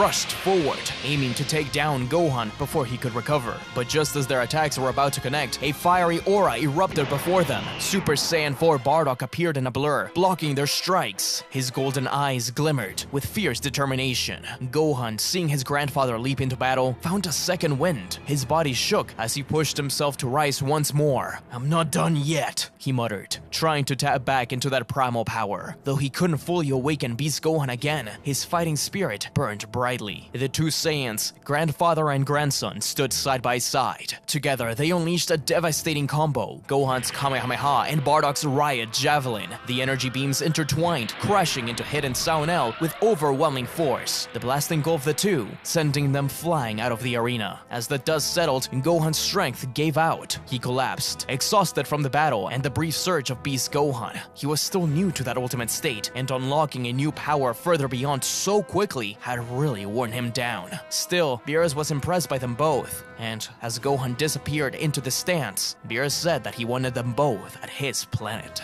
Granola tried to help Goku against Jiren. A few hits actually worked, with Goku positioning Jiren so Granola could snipe at him, but it served more to annoy him than anything else. Jiren had to get rid of him, but to his surprise, Gotenks pushed him away and began a brawl against him. The Grey wasn't there to play with children, even if they were impressive. They tried various tactics taught to them by Bardock, even having Jiren run into Toppo while pursuing, but this wasn't going to last forever, as Jiren finally caught up to them, and while grabbing them by the face, they defused. Jiren just bumped their heads into each other and dumped them into the abyss, but not before Goten left him with a gift, a blast to the face. Bardock and the others were proud. Bardock also began to understand what Mears was trying to lead him to. There was no doubt in his mind, his son was an incredible martial artist. By the end of the tournament, Universe 7 was very obviously the victors. Vegeta, Goku, Granola, and Bardock remained. Goku was popping in and out of Ultra Instinct, but Bardock's support never wavered. The two worked together against Jiren, while Vegeta appeared to strike where he saw openings, and Granola fired shots from afar. Bardock's Ultra Perception combined with Goku's Ultra Instinct proved to be just what they needed. Bardock could predict exactly how Goku would dodge, exactly where Jiren would be positioned. Jiren had no chance to get anywhere, and the more hits Bardock got in, the stronger he got. That was until Jiren grabbed Bardock by the face and blocked an attack from both Vegeta and Granola with his body, throwing him away. Bardock was severely hurt. Even if he did have future sight, Jiren's sheer speed and power was too much. Goku and Vegeta continued the fight, and Jiren bounced off platforms every time he got close to the edge. While Goten and Gohan cheered for their family, Bardock tuned himself in and paid attention, commanding Granola to strike specific points of the arena. Any place for Jiren to jump off of got destroyed, and while Goku and Vegeta tried to direct him out of there, the Pride Trooper was about to land back down to the ring. But Bardock saw this coming, and he appeared right under Jiren, slamming his fist into his face. It was just the chance Goku and Vegeta needed, as together they screamed out, charging ki into their fist, and with a thunderous strike, drove Jiren out of bounds together. It was over, and with that, the Super Dragon Balls were united. Granola thought for a second of his family, of his mom.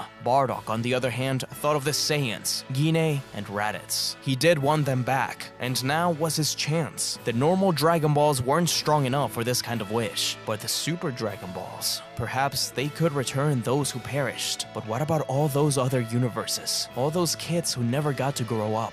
Bardock and Granola looked at each other. He couldn't believe he was doing this, but he wished for the universes to be returned. But as he recited those words, Bardock had a vision like never before. A pair of horns, a dastardly smile. It was the first time in a long time he'd had such a reaction, but whatever it was, he had to stop it. His heart was beating faster and faster, but calms himself down once Granola places a hand on his shoulder. It could wait for now.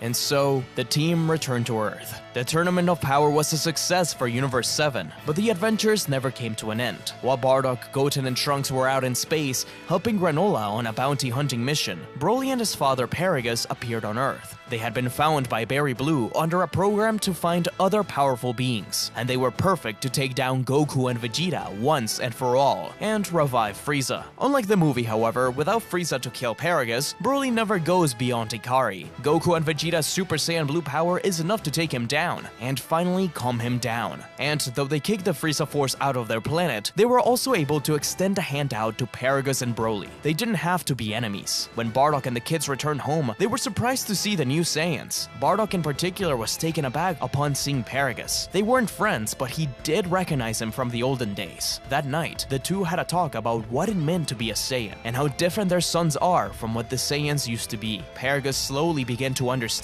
that this universe didn't belong to him anymore, and that the new generation had a different way of doing things. Broly and Paragus would go on to stay at Beerus' planet, under the condition that Piccolo and Gohan would visit to fight and train. Beerus had been enthralled by their display at the tournament. Gohan would often be busy, but he tried his best to make it. Bardock too began to frequent it, if only to help Broly control himself with the help and knowledge of Super Saiyan 4. Still, everyone noticed just how uneasy Bardock had been. For some reason, he had asked Vegeta about King Cold and how he was defeated, and together, they visited the site. Vegeta thought this was ridiculous. It was so long ago, but Bardock insisted. There was no body. Why would there be? The other Saiyan knew something was wrong, and he continued to investigate. Even after Vegeta left, there was nothing. That night, he talked to his friend, Android 17, about it. He feared that King Cold would return, and with him, Frieza. He had to stop that future, somehow. He couldn't allow this to continue. 17 had never seen Bardock like this, but he offered some insight. Long ago, 17 had been a part of a bio-android named Cell, who was composed of Frieza, Cold, and the others. He doubted Cold was around anywhere. Gero and the Red Ribbon Army were long gone. This still didn't sit well with Bardock. He needed to find out more. The only piece of the puzzle he had was the name of Dr. Gero, who had been dead for ages. Bardock left for his house, sitting and meditating in the wilderness. He needed to find something. He needed to sense that key. He knew what Frieza felt like. Perhaps, if he looked for that, it could work. He kept getting visions, hyper-focused on this being. He snapped. Finally, there was something. He quickly rushed towards it, finding some kind of strange lab in a warehouse. Body parts scattered about, making up zombie-like beings. They tried to attack Bardock, but he easily avoided them until finding the main tank. This was his worst fear, King Cold. A voice came from behind, a short scientist named Dr. Hedo, who yelled at Bardock over and over again to get away from that. This was his new project, but Hedo recognized him. He was the man the Red Ribbon Army warned him about, the most dangerous space criminal who'd come to invade Earth. Hedo activated something when Bardock, with a single blast, destroyed the entirety of Cold's tank. Bardock threatened Hedo. He doesn't understand the forces he's playing with. When suddenly from behind, the being that was in the pod began to stand up. It was clear that he wasn't complete. This was slightly different from the vision Bardock had. Perhaps he really had changed the future again. King Cold attacked Bardock, but as soon as the Saiyan transformed into a Super Saiyan 4, he was able to grab him by the horns, spinning out of there, and blast him. And just like that, he was done for. He looked back at Dr. Hedo, warning him as he fired another shot at the lab, blasting out of there, leaving Dr. Hedo as he grieved over his creations. He looked up at the shooting star that was Bardock and swore revenge. Bardock's life was peaceful for a while, though for some reason he remained on edge the entire time, even while watching Pan for Gohan at his island home. Android 17 and Bardock's training was amazing for Pan to see, though Piccolo disapproved on how she would try to copy his moves during their own training. Bardock would continue to have nightmares, or maybe they were premonitions, but he was determined to stop them, no matter what. Unbeknownst to him, the Red Ribbon Army really had been surveilling him, noting his frequent travels to space. Now, with their new space branch, the Red Ribbon sets off into the stars, not realizing the power they were playing with.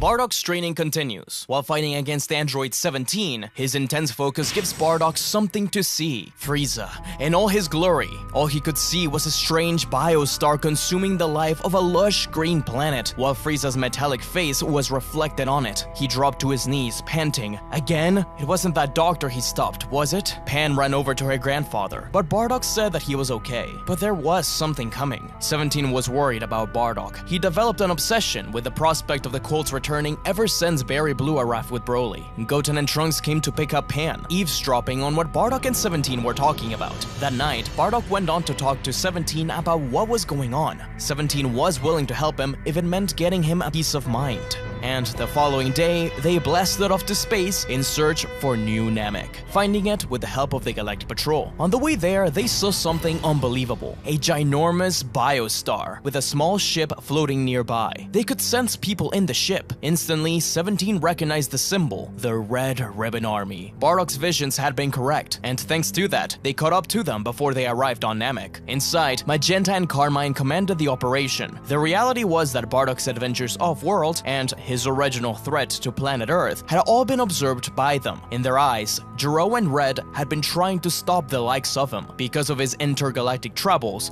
the Red Ribbon Army was forced to create a space division, seeking out to find powerful alien weapons in order to stop the Saiyans. Though previously they had commissioned Dr. Hedo to create their first attempt at an android, a clone of King Cold, but he was destroyed by Bardock. This only furthered his hatred towards him. Their next find was this strange star, which seduced them into becoming allies. The Red Ribbon gave it a clone body, this time Frieza's, but the Red Ribbon was messing with things they did not understand, following the star towards planet Namek, though they would never reach it. Its name was the Big Getty Star, and it was following cloned Frieza's memories. It was to consume that world, and the Red Ribbon Army was unaware of the hundreds of lives that would be lost. Carmine and Magenta watched in glee, observing the star. Within it, the workers and soldiers that had been sent to inspect it slowly walked through the halls. Back when they first found it, it seemed much more welcoming. Now it was dark, decrepit, and isolated. They could hear the sounds of machinery, as if the star itself was breathing, creating something. Suddenly, a pair of red eyes shone within.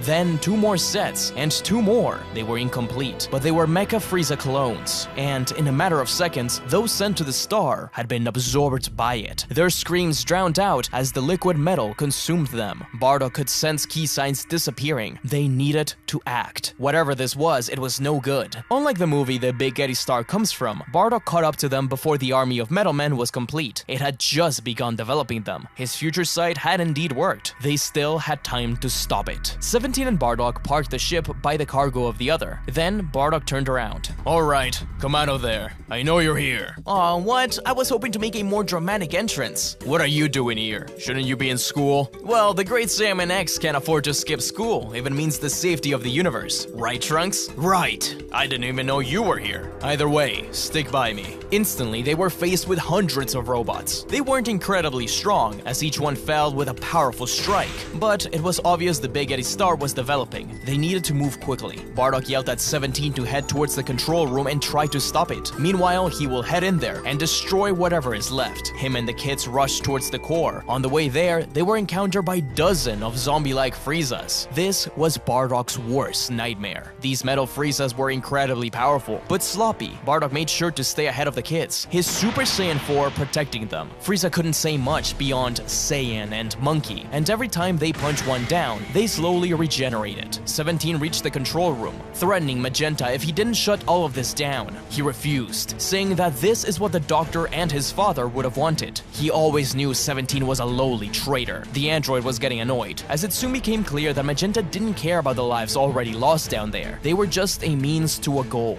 17 grabbed the chair and bent the armrest over Magenta and Carmine, locking them in place, and kicked a box over to keep Dr. Hedo, who was hiding under a desk, in place. They would take care of them afterwards. 17 headed down to watch as Bardock continued to struggle against the ever-growing army of Friezas. Trunks and Goten were in pretty bad shape, but they never gave up. Suddenly, as Trunks and Goten cheered at 17's arrival, metal tentacles came down to grab them by the arms and pull them towards the walls, electrocuting them and consuming their energy. Their tentacles came after Bardock and 17, but they were able to cut them away. More metal Friezas came and jumped the pair. 17 and Bardock did what they could, while Goten and Trunks' screams echoed. They were powering up, something that finally showed its face as a giant metal Frieza slammed his fist down at Bardock. At that moment, he got a vision. One of Frieza once again. Or maybe it was King Cold, or the star. He wasn't sure. Was this not the end of the story? Was he bound to face these demons forever? 17 yelled at him to react, as another punch came his way. The voices of the kids came to him again, as he stared down at the giant Frieza. His heart began to pound more and more, his breathing heavier. 17 was keeping the others away from him, but Goten and Trunks would die at this rate. As 17 said that, Bardock reacted. He roared, pulling his fist back as the key in his hand formed the head of an Ozaru. His aura erupted, but his hair shimmered a red color. The desperation of his grandson had pushed him beyond, his hair covered in red. Even if just for a second, Bardock rushed up as Frieza tried to grab him, only for him to jump on his arm and run up it, and burst clean through metal Frieza's chest and through the other side. The various Friezas exploded, while Goten and Trunks were freed, but they needed to escape. The big Getty star was about to blow. The team rushed out of there and into the Red Ribbon ship, closing the hatch as debris from the star exploded outwards and propelled the ship away. Parts of it were scattered all over the insides of the ship, but they were okay. The team would take the spaceship to the Galactic Patrol, where some grunts were to escort the Red Ribbon crew to a cell. Bardock was glad to hear that it was over, but the feeling that something else was in the horizon continued to bother him. On the way back, after they dropped the ship over to some patrollers, Goten and Trunks took the chance to ask Bardock about the Saiyans. It had been years since he told them stories, and now that they were older, there was more to tell. Goten in particular asked about Raditz and Gine. He had totally forgotten that he technically had an uncle. Bardock told him how he used to be as a child. Raditz really liked bugs and fighting. He was kind of a runt, but he tried his best to impress the prince. However, by doing so, he was badly influenced by him. Bardock also got surprisingly emotional and solemn when talking about Gine. It was clear that despite all these years, he still missed her greatly. She was a strong woman with a kind heart that forced her to leave the army and instead join the food industry of planet Vegeta. She changed Bardock, for the better, he would argue. They became much different from the other Saiyans over time. Once they landed, he thanked 17 for his help, while Goten and Trunks got yelled at by their mothers. Unbeknownst to them, the Red Ribbon was only escorted out for a few minutes, as Hedo quickly took down the patrollers with Hachimaru, taking over the ship and escaping with Carmine and Magenta. Now it was personal. Clearly, Bardock and those other weirdos were the biggest threat to Earth. He did notice something about him. He called himself a Saiyan, and he had a tail. Clearly, if they wanted to take him down, they would have to fight fire with fire, and Hedo would do exactly that. A plan which Magenta didn't exactly agree with fully. He wanted a pure force of nature, and so he would force Hedo to work on both. That night, Bardock had nothing but nightmares about Frieza, about Planet Vegeta, his family, and their destiny. More months passed on by, with Goten worried for Bardock. He would often go and check in on him, as would 17, but that day he was accompanied by Pan and Goku. Goku was supposed to go to Beerus' planet with Vegeta, Piccolo, and Gohan, who had been using the time chamber to finish his studies. But once Goten told him that he was worried about his grandfather, he thought it would be a nice surprise. The two had a meal, and didn't really talk about anything that was bothering Bardock. Instead, Goku challenged him to a fight. This was better than any talk they could have had. The explosive match began, with Super Saiyan Blue Goku versus Bardock. It had been a long time since they sparred, and it was obvious that they had both evolved greatly since then. Goku had had non-stop training with Vegeta under Whis, and though they didn't have as many struggles against other beings, this extra training, plus the training with Broly, Gohan, and Piccolo, showed just how quickly and far Goku would go.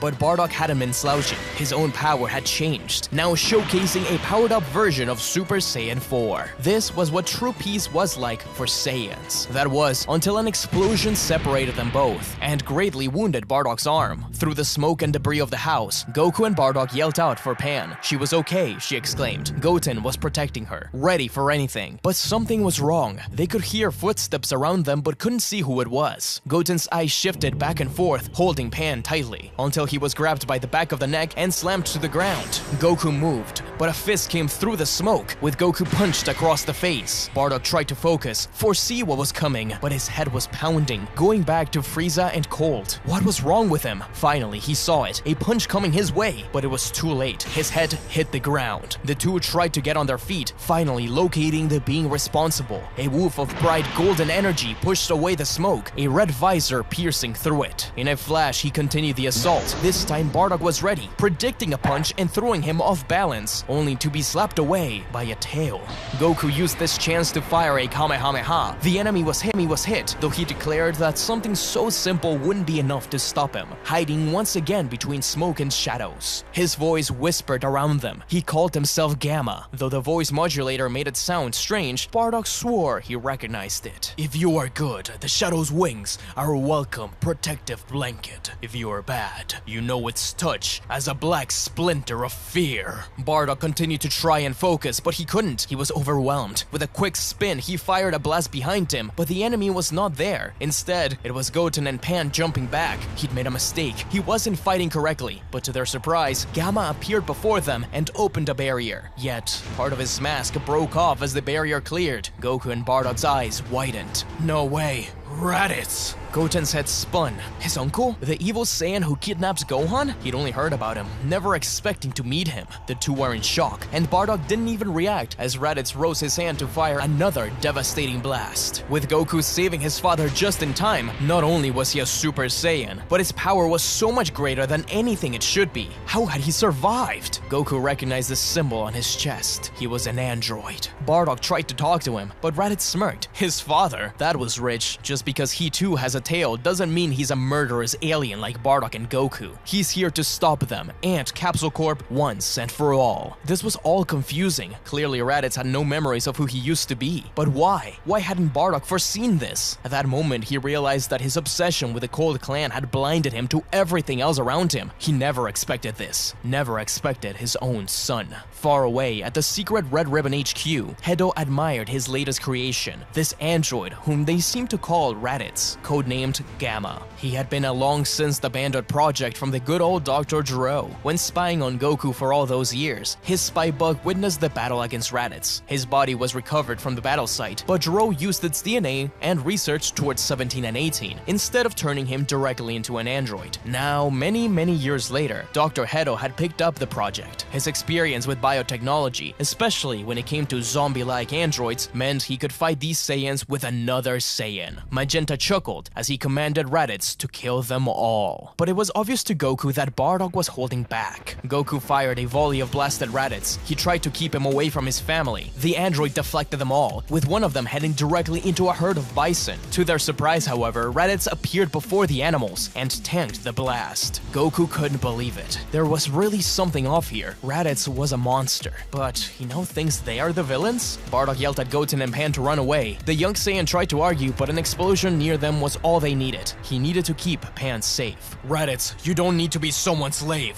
Frieza's gone. You can live in peace, just as I have. Peace? There won't be any peace until you aliens are all gone. Bardock blamed himself. He couldn't stop Frieza, and because of that, his sons ultimately killed each other. And now Raditz is this. Raditz was just as cocky and insufferable as Goku remembered. Despite that, he continued to talk about justice and heroism. It was very strange. But Hedo noticed something while watching the battles. Those moves, these attacks, they also triggered something in Raditz. Distant, dormant memories. A sense of deja vu. Hedo cursed under his breath. He hoped this wouldn't affect his superhero. Bardock saw Kakarot struggling and decided to finally act. As Raditz threw a powerful elbow at Goku, Bardock foresaw it and appeared in front of Goku, pushing back Raditz. If he wanted to make Raditz see some reason, then he'd have to knock it into him. The father-son team-up finally proved to be too much for Raditz. He was starting to slow down, or perhaps hesitate. It was making Magenta more and more frustrated. Finally, Raditz was knocked to the ground. Without hesitation, Goku opened his palm full of ki, ready to blast at Raditz. But Bardock stepped up before his second-born, grabbing Raditz by the tail. He knew this was his weakness. Goku told Bardock to get away. They needed to stop him. Goku asked Bardock what he was doing. I'm not going to let my sons kill each other again. He kidnapped Gohan. He's the reason me and many of my friends died. We need to stop him. He's also lost and has no memories, just like I was. Don't you see? If the prince and I could change, why not him? He's being manipulated. Goku hesitated but realized that his father was right. Even so, Raditz was a terrible enemy. He wondered what Gohan would think of this. Raditz listened intently. Was this true? Had he really met these people before? As Goku moved his hand down, agreeing to let Bulma take a look at him, Raditz suddenly sprung up. His tail was no longer his weakness, slamming his elbow into Bardock's face and throwing him into Kakarot. Before they could react, he jumped back and unleashed a double Sunday that left nothing but destruction in his path. Their bodies buried under rubble. Idiots. Part of Raditz actually felt remorse, but with one last glance, he blasted out of there. In reality, though they were buried under rubble, Bardock and Goku were alright, just hiding their ki. Once Raditz left, they moved things off of themselves. Goku asked why he did that. They could have gone after him, but he quickly realized that Bardock was in really bad shape. They needed senzu beans. Not the first time I've had to hide myself under rubble and corpses.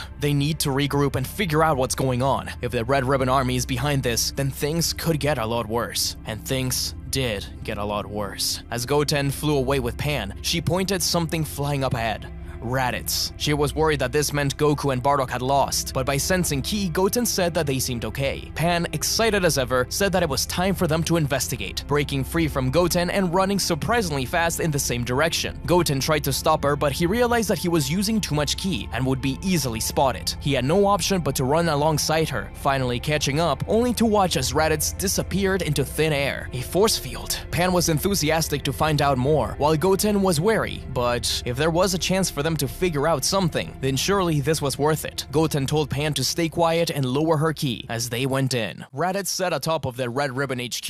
He was told by Magenta to report in, but he ignored those requests, instead choosing to sulk ominously. He wondered who those people were. Why that name? Raditz sounded so familiar. Magenta continued to ring in his ear, while Hedo tried to argue with him that some heroes are just the loner type, like Batman, but Magenta didn't care. Just then, Raditz heard some commotion down below. Though Goten and Pan had tried to sneak around, they were quickly spotted by the security guards, and were now surrounded by battle jackets and soldiers. Goten and Pan were easily able to deal with most of them, but once Pan was grabbed by a mecha, Raditz descended down, arms crossed, demanding she's let go. Pan instantly jumps up to attack Raditz, despite Goten's warnings. She's simply caught by Raditz, hanging by her shirt. Goten attacks as well, appearing behind Raditz and landing a few strikes, but Raditz grabbed his leg and slammed him down, throwing Goten over his shoulder and heading towards the command center. Even so, he looked at Goten. His hair, that energy, it all seemed so familiar. He wondered what the Red Ribbon Army was hiding from him. Meanwhile, Goku and Bardock landed at Korin Tower, getting a few senzu beans, and Bardock's arm was repaired. They then discussed their next move. If the Red Ribbon Army is behind this, that means Raditz was likely an android. They needed to find Goten and Pan to make sure they were okay first. Realizing that their key was nowhere near Capsule Corp nor Goku's home, things had just gone from bad to worse. But Raditz was incredibly strong. If they wanted to take him down, and whatever else the Red Ribbon had in store, they would need to get Gohan and the others. Bardock blamed himself. If he hadn't been so afraid of the return of the Colts, then perhaps he could have seen this coming, and his grandchildren could be safe.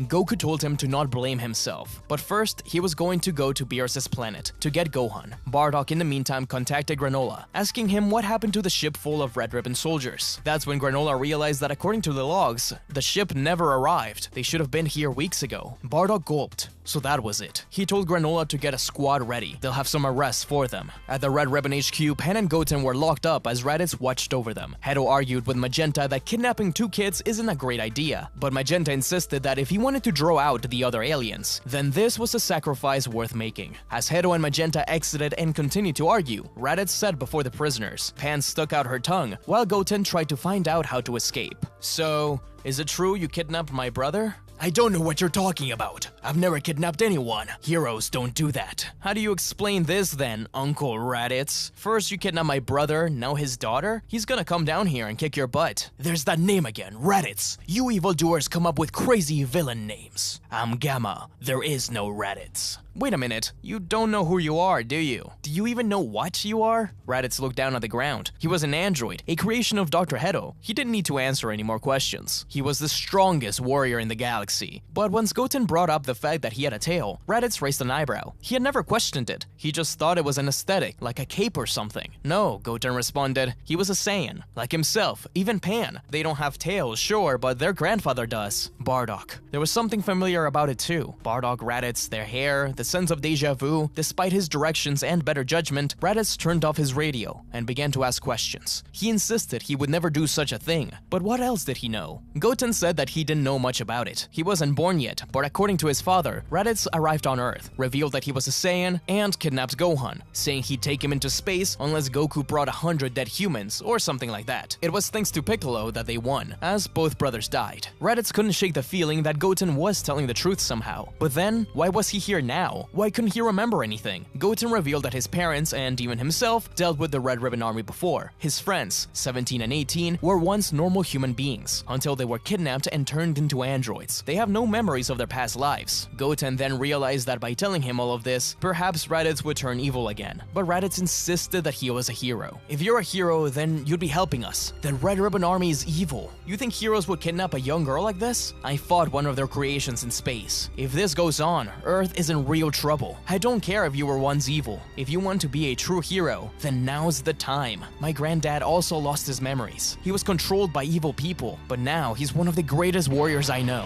We can help you." Raditz's heart was beating faster and faster. Goten goes on to talk about Frieza, their old planet, and finally Vegeta. Vegeta.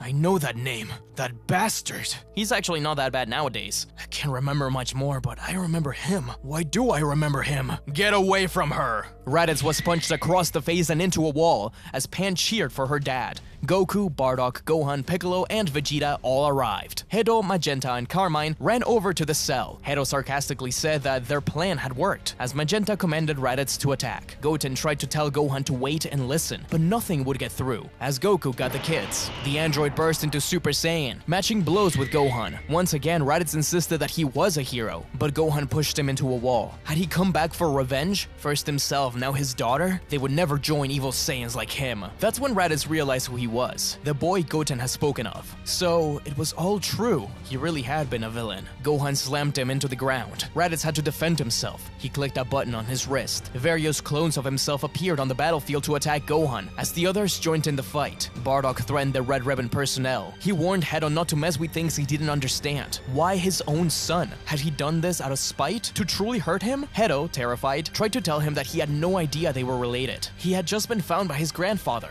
As Raditz battled, the things the others said sounded off in his mind. Goku called him a brother, yet it seemed full of hatred. Piccolo called him a monster, saying he'd be glad to take him down again. Gohan promised to defeat this villain, and to not allow other children to go through what he did. But Vegeta, what he said rang with him the most. Raditz the weakling, the lowly Saiyan who never amounted to anything, killed by his own low-class brother. Returning as a hero? That's rich. Raditz could vaguely remember these events. Muffled voices, glimmers of light. But the more he fought, the stronger he seemed to get. He forced Gohan and the others into stronger and stronger forms as the building around them collapsed. His anger was building up. Hedo worried for his creation. The clones slowly disappeared. He was surrounded. He was struggling with who he was, who he wanted to be, and who they perceived him as. A huge surge of energy surrounded Piccolo and Gohan as they stood back up. Raditz's eyes shifted to watch as with 2 fingers on their forehead, they charged a special beam cannon. Something snapped within him as he saw that. A gigantic roar that pushed them all away, breaking apart what little remained. Raditz had transformed further. Piccolo commanded Gohan to hang on as Raditz pushed forward, ready to blast the master and student pair, when suddenly, out of nowhere, Pan appeared before them, followed by Goten, who tried to keep his grip on her. Pan screamed out for them to wait, that Raditz really didn't know what he'd done before. Piccolo and Gohan stopped charging their attacks, though Gohan yelled at Goten to get Pan out of there. Goten stood up for his niece, agreeing with her. Raditz was taken aback. I've heard a lot about Raditz over the years. He always sounded scary, but Grandpa talked about him, as if he was just another son. He reminded me a lot of you, Gohan. He liked bugs, fighting, but that doesn't matter. What I've seen today does.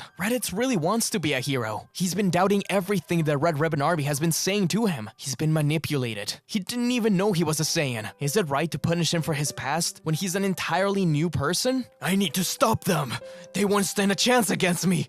I'll save the world, just like the Red Ribbon foretold. Then I'll be who I'm supposed to be. Bardock placed a hand on his shoulder. You get to decide who you're supposed to be. Not us, not them. Raditz, I know you don't remember. We're part of a race that's long gone. Just like you, I found myself in a universe where I no longer belonged, where I had a path set by those who wished to control me, but I worked to find out who I was, to make a life in a world I didn't understand. You don't have to be what you used to be. You may have been programmed to be a hero or enemy, but how can you hope to save anyone if you can't save yourself? Son, we can help you. This is our home, and we will make it yours too. Gohan clenched his fist. This was hard for him to accept. Raditz reminded him of a lot of pain. But he didn't just want to kill a lost and confused man. Vegeta had changed. His grandfather had found a new path. He himself was a hero of justice and swore to help those in need. And at that moment, Raditz needed them. Piccolo looked at Gohan, understanding what he was thinking. Vegeta crossed his arms. He never cared about Raditz, but it could be fun to have another Saiyan to push around a little. He was incredibly strong, which was at the very least an improvement from the old Raditz. Goku stared him down, smirking. It had been a strange few years. First his father, now his brother. Him being around just meant more chances to get back at each other. More chances to fight and get stronger. Maybe this could be okay. Raditz finally lowered his guard, saying that whatever he did in the past, he'll make up up for it. In fact, Kakarot, bring me 100 injured humans. I'll take them to the hospital. we may need to get you some help in being a hero.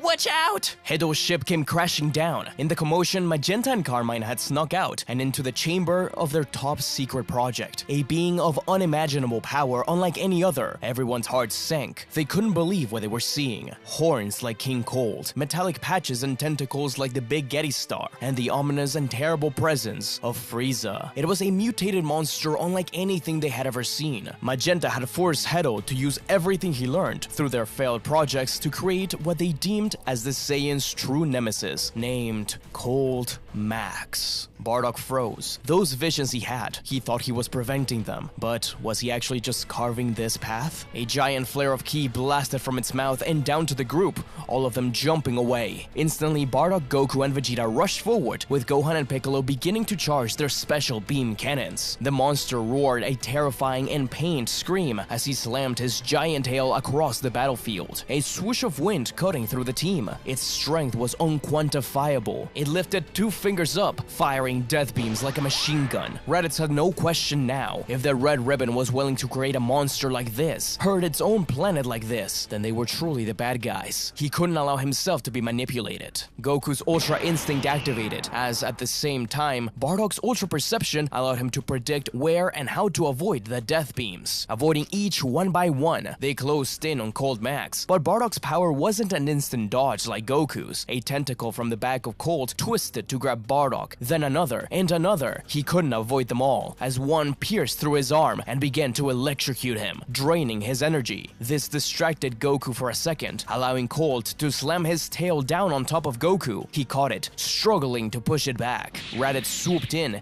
kicking the giant tail away. Goku nodded at his brother, as at the same time Piccolo and Gohan unleashed their special beam cannons, blasting away the tentacles restraining Bardock, freeing him and piercing through Cold Max's left side. The giant arm fell on the floor, but quickly cables began to extend out from it, trying to rebuild itself. Before they reconnected, however, a pair of Kienzans ripped through the arm, before Raditz blasted it again, pulverizing it. Trunks had arrived, sensing the turmoil, and teamed up with Goten, but it was clear it wasn't going to completely slow down the monster. It would just take him longer to regenerate. The Z-Fighters thought they had a chance to breathe, when suddenly, Gohan found himself encased in a bubble, lifted up to the sky. This monster had all of Frieza's abilities, with no rhyme or reason. Gohan roared, his beast power freeing himself from the bubble, when at the same time, a giant explosion surrounded him. The Saiyan came crashing down from the sky, severely hurt, though still able to fight. Goten and Trunks flew up to catch him, though Gohan was yelling at them to get away, as they were blasted down from the sky with a Nai beam. Piccolo, Goku, and Gohan burst out their ki upon seeing their family like this, rushing upwards as Bardock split the sensu bean between those hurt. He told the kids to get far away, though Goten argued that he wanted to fight on. Bardock grabbed him by the shoulders and sternly told the boys that they've been brave enough as is, that they are heroes. But right now, there's a little girl who needs them more. Goten looked down, ashamed of his lack of strength, but Bardock knew what he was thinking as he ripped the bandana off his forehead and tied it around Goten's arm.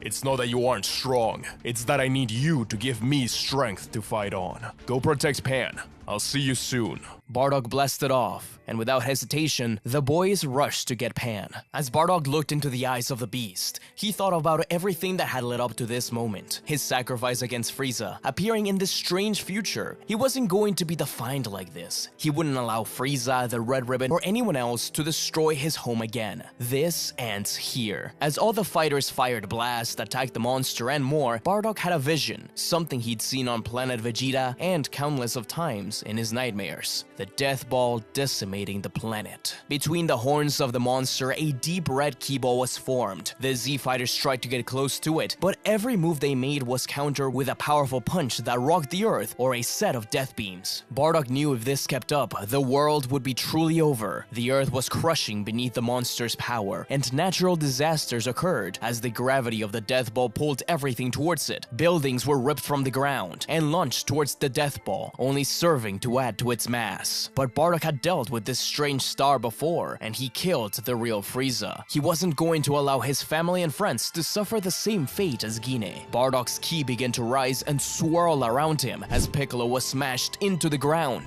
Vegeta struggled to push back up the giant fist, but they noticed Bardock's aura. Goku, Gohan, and Raditz landed behind him. We need to pierce through him, destroy him from the inside out. I'll go do it. But it's too dangerous. I should... No, your mother and I were ready to give up our lives to make sure you lived. It's time I make do on my part. My grandson, take care of these two for me. Kakarot and Raditz, survive. Bardock burst forward before Goku could even say anything. He couldn't believe that just a few years back he didn't know his father, and now he admired him. Altogether, the Bardock family charged their incredible power to blast at Cold Max, creating a path for the Patriarch. Bardock pulled his arm back. Reflected in his ki was all of those who paved his path. Granola, 17, Miras, Goku, Gohan, Vegeta, but above all, Goten and Trunks. Bardock's eyes flashed a bright yellow as Cold Max unleashed the Death Ball. It was heading straight towards Bardock, but he didn't hesitate as Piccolo and Vegeta fired blasts at the Death Ball to slow it down. Bardock roared, his hair shimmering as fear could be seen in the monster's eyes. Bardock pierced straight through the Ki Ball, which created a giant explosion. Gohan and the others had to hang on. It wasn't over yet. Bardock went through the giant Frieza monster, and the family fired down their own attacks through the middle of him. In a flash of light, the monster rained down in particles. It was over.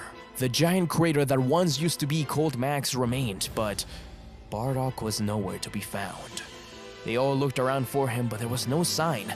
They couldn't feel his ki at all. He had really disappeared. Was it the Death Ball or the explosion? They weren't sure, but at that moment, they were all stricken with deep grief. Bardock, in his short period of time on Earth, had affected them greatly. They all turned to Goku, but he did not cry. Instead, he smiled at Raditz.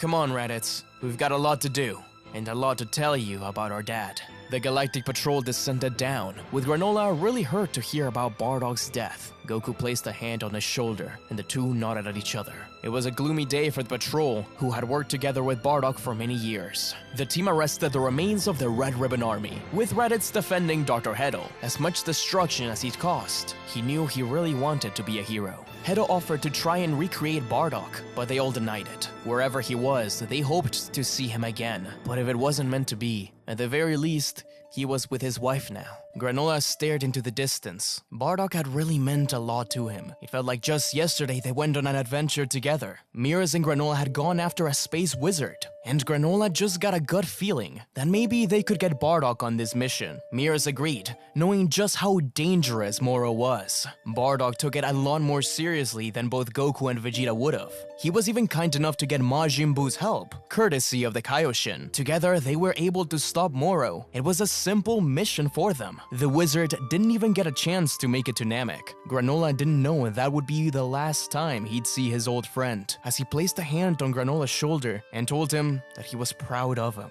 It was weird at the time, but now it meant a lot to him. Android 17, far away, looked up at the sky. Somehow he knew his friend was gone. Goten, Trunks, and Pan couldn't hold back tears, with Goten holding on to the bandana, but part of him always believed that he was out there somewhere, having more adventures. If he survived one Death Ball, appearing in the future, why not again? The next week, while Goten sulked in bed, Goku came by him with Raditz, asking if he wanted to train. At first, Goten stayed in bed, but the sounds of their clashes woke him up again, going outside to watch as Pan happily trained with them. He couldn't help but smile. Looking down at the bandana on his arm, he slipped it off and tied it on his forehead. "Wait for me!" He was a Saiyan after all.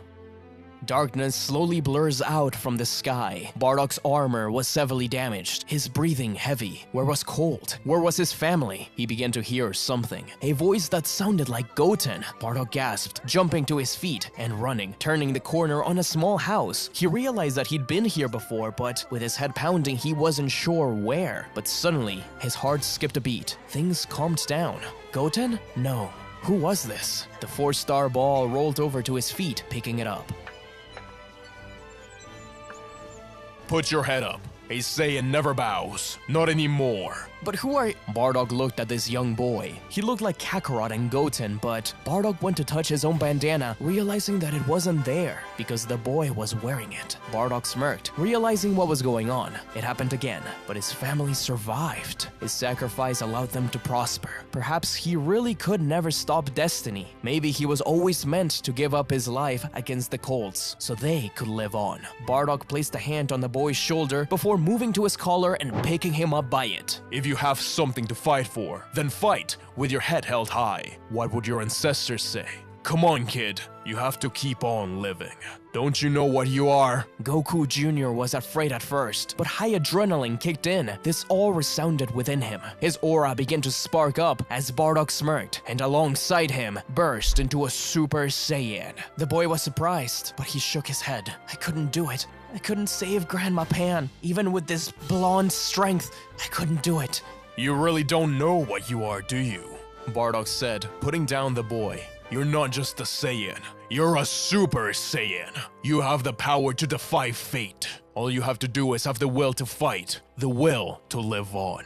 But his thoughts were interrupted by the sound of a woman calling his name. Grandma Pan was flying over. She was okay. Bardock smiled at the ship. So that was really it, huh? Bardock looked at the bandana again. It represented his fallen friends at first, but now it represented all of the Saiyans. None of their deaths were meaningless. Bardock turned to walk away. He needed time before facing new family again, but as he disappeared behind the house and Goku Jr. turned in confusion, Bardock heard someone else's voice. I knew it! This whole time I knew it! I never gave up on you! Bardock turned to see a smile he knew too well. Goten. But how? If Pan is that old then— Shh. Listen, after you disappeared, Trunks and I began to work on something. Time travel stuff, like his future self. It put us into hot water with a certain Kai of time, but I needed to know. I needed to know what happened to you. Goten hugged his grandpa. Bardock didn't know how to react, but he hugged back. I know this must be all confusing for you. I know you just finished fighting, but I'm not just here for that. Kronoa noticed that there was an anomaly in time, and we were trying to find out where you'd end up. As it turned out, the timelines are kind of out of whack, as if someone was playing with our many what-ifs. We could use your help. Bardock looked down. Another fight? He could really use some rest. But then, he thought of something. You know, I did exactly what I set out to do. I saved Kakarot, and in the end, I saved Raditz too. You all got to live. I didn't set out to save anyone else, but I can keep fighting under one condition. Goten cocked an eyebrow. Bardock's idea was dangerous, it was crazy, and he could get in a lot of trouble for it. But if Bardock's time displacement was already causing chaos, then what would a tiny change mean in the grand scheme of things? Goten smiled at his grandfather. Planet Vegeta. The death ball closes in on the atmosphere. Buildings break under the pressure, and Saiyans run for their lives, with nowhere to escape. A woman watches it all go down. She hoped her husband would be okay. She couldn't keep her eyes away from the burning sphere, when suddenly, her vision was interrupted by a hand reaching out. Guinea's breath was taken away. It was Bardock, but he looked so different. His fur, his hair, his power. I saved the rest of our family. I just need to save you.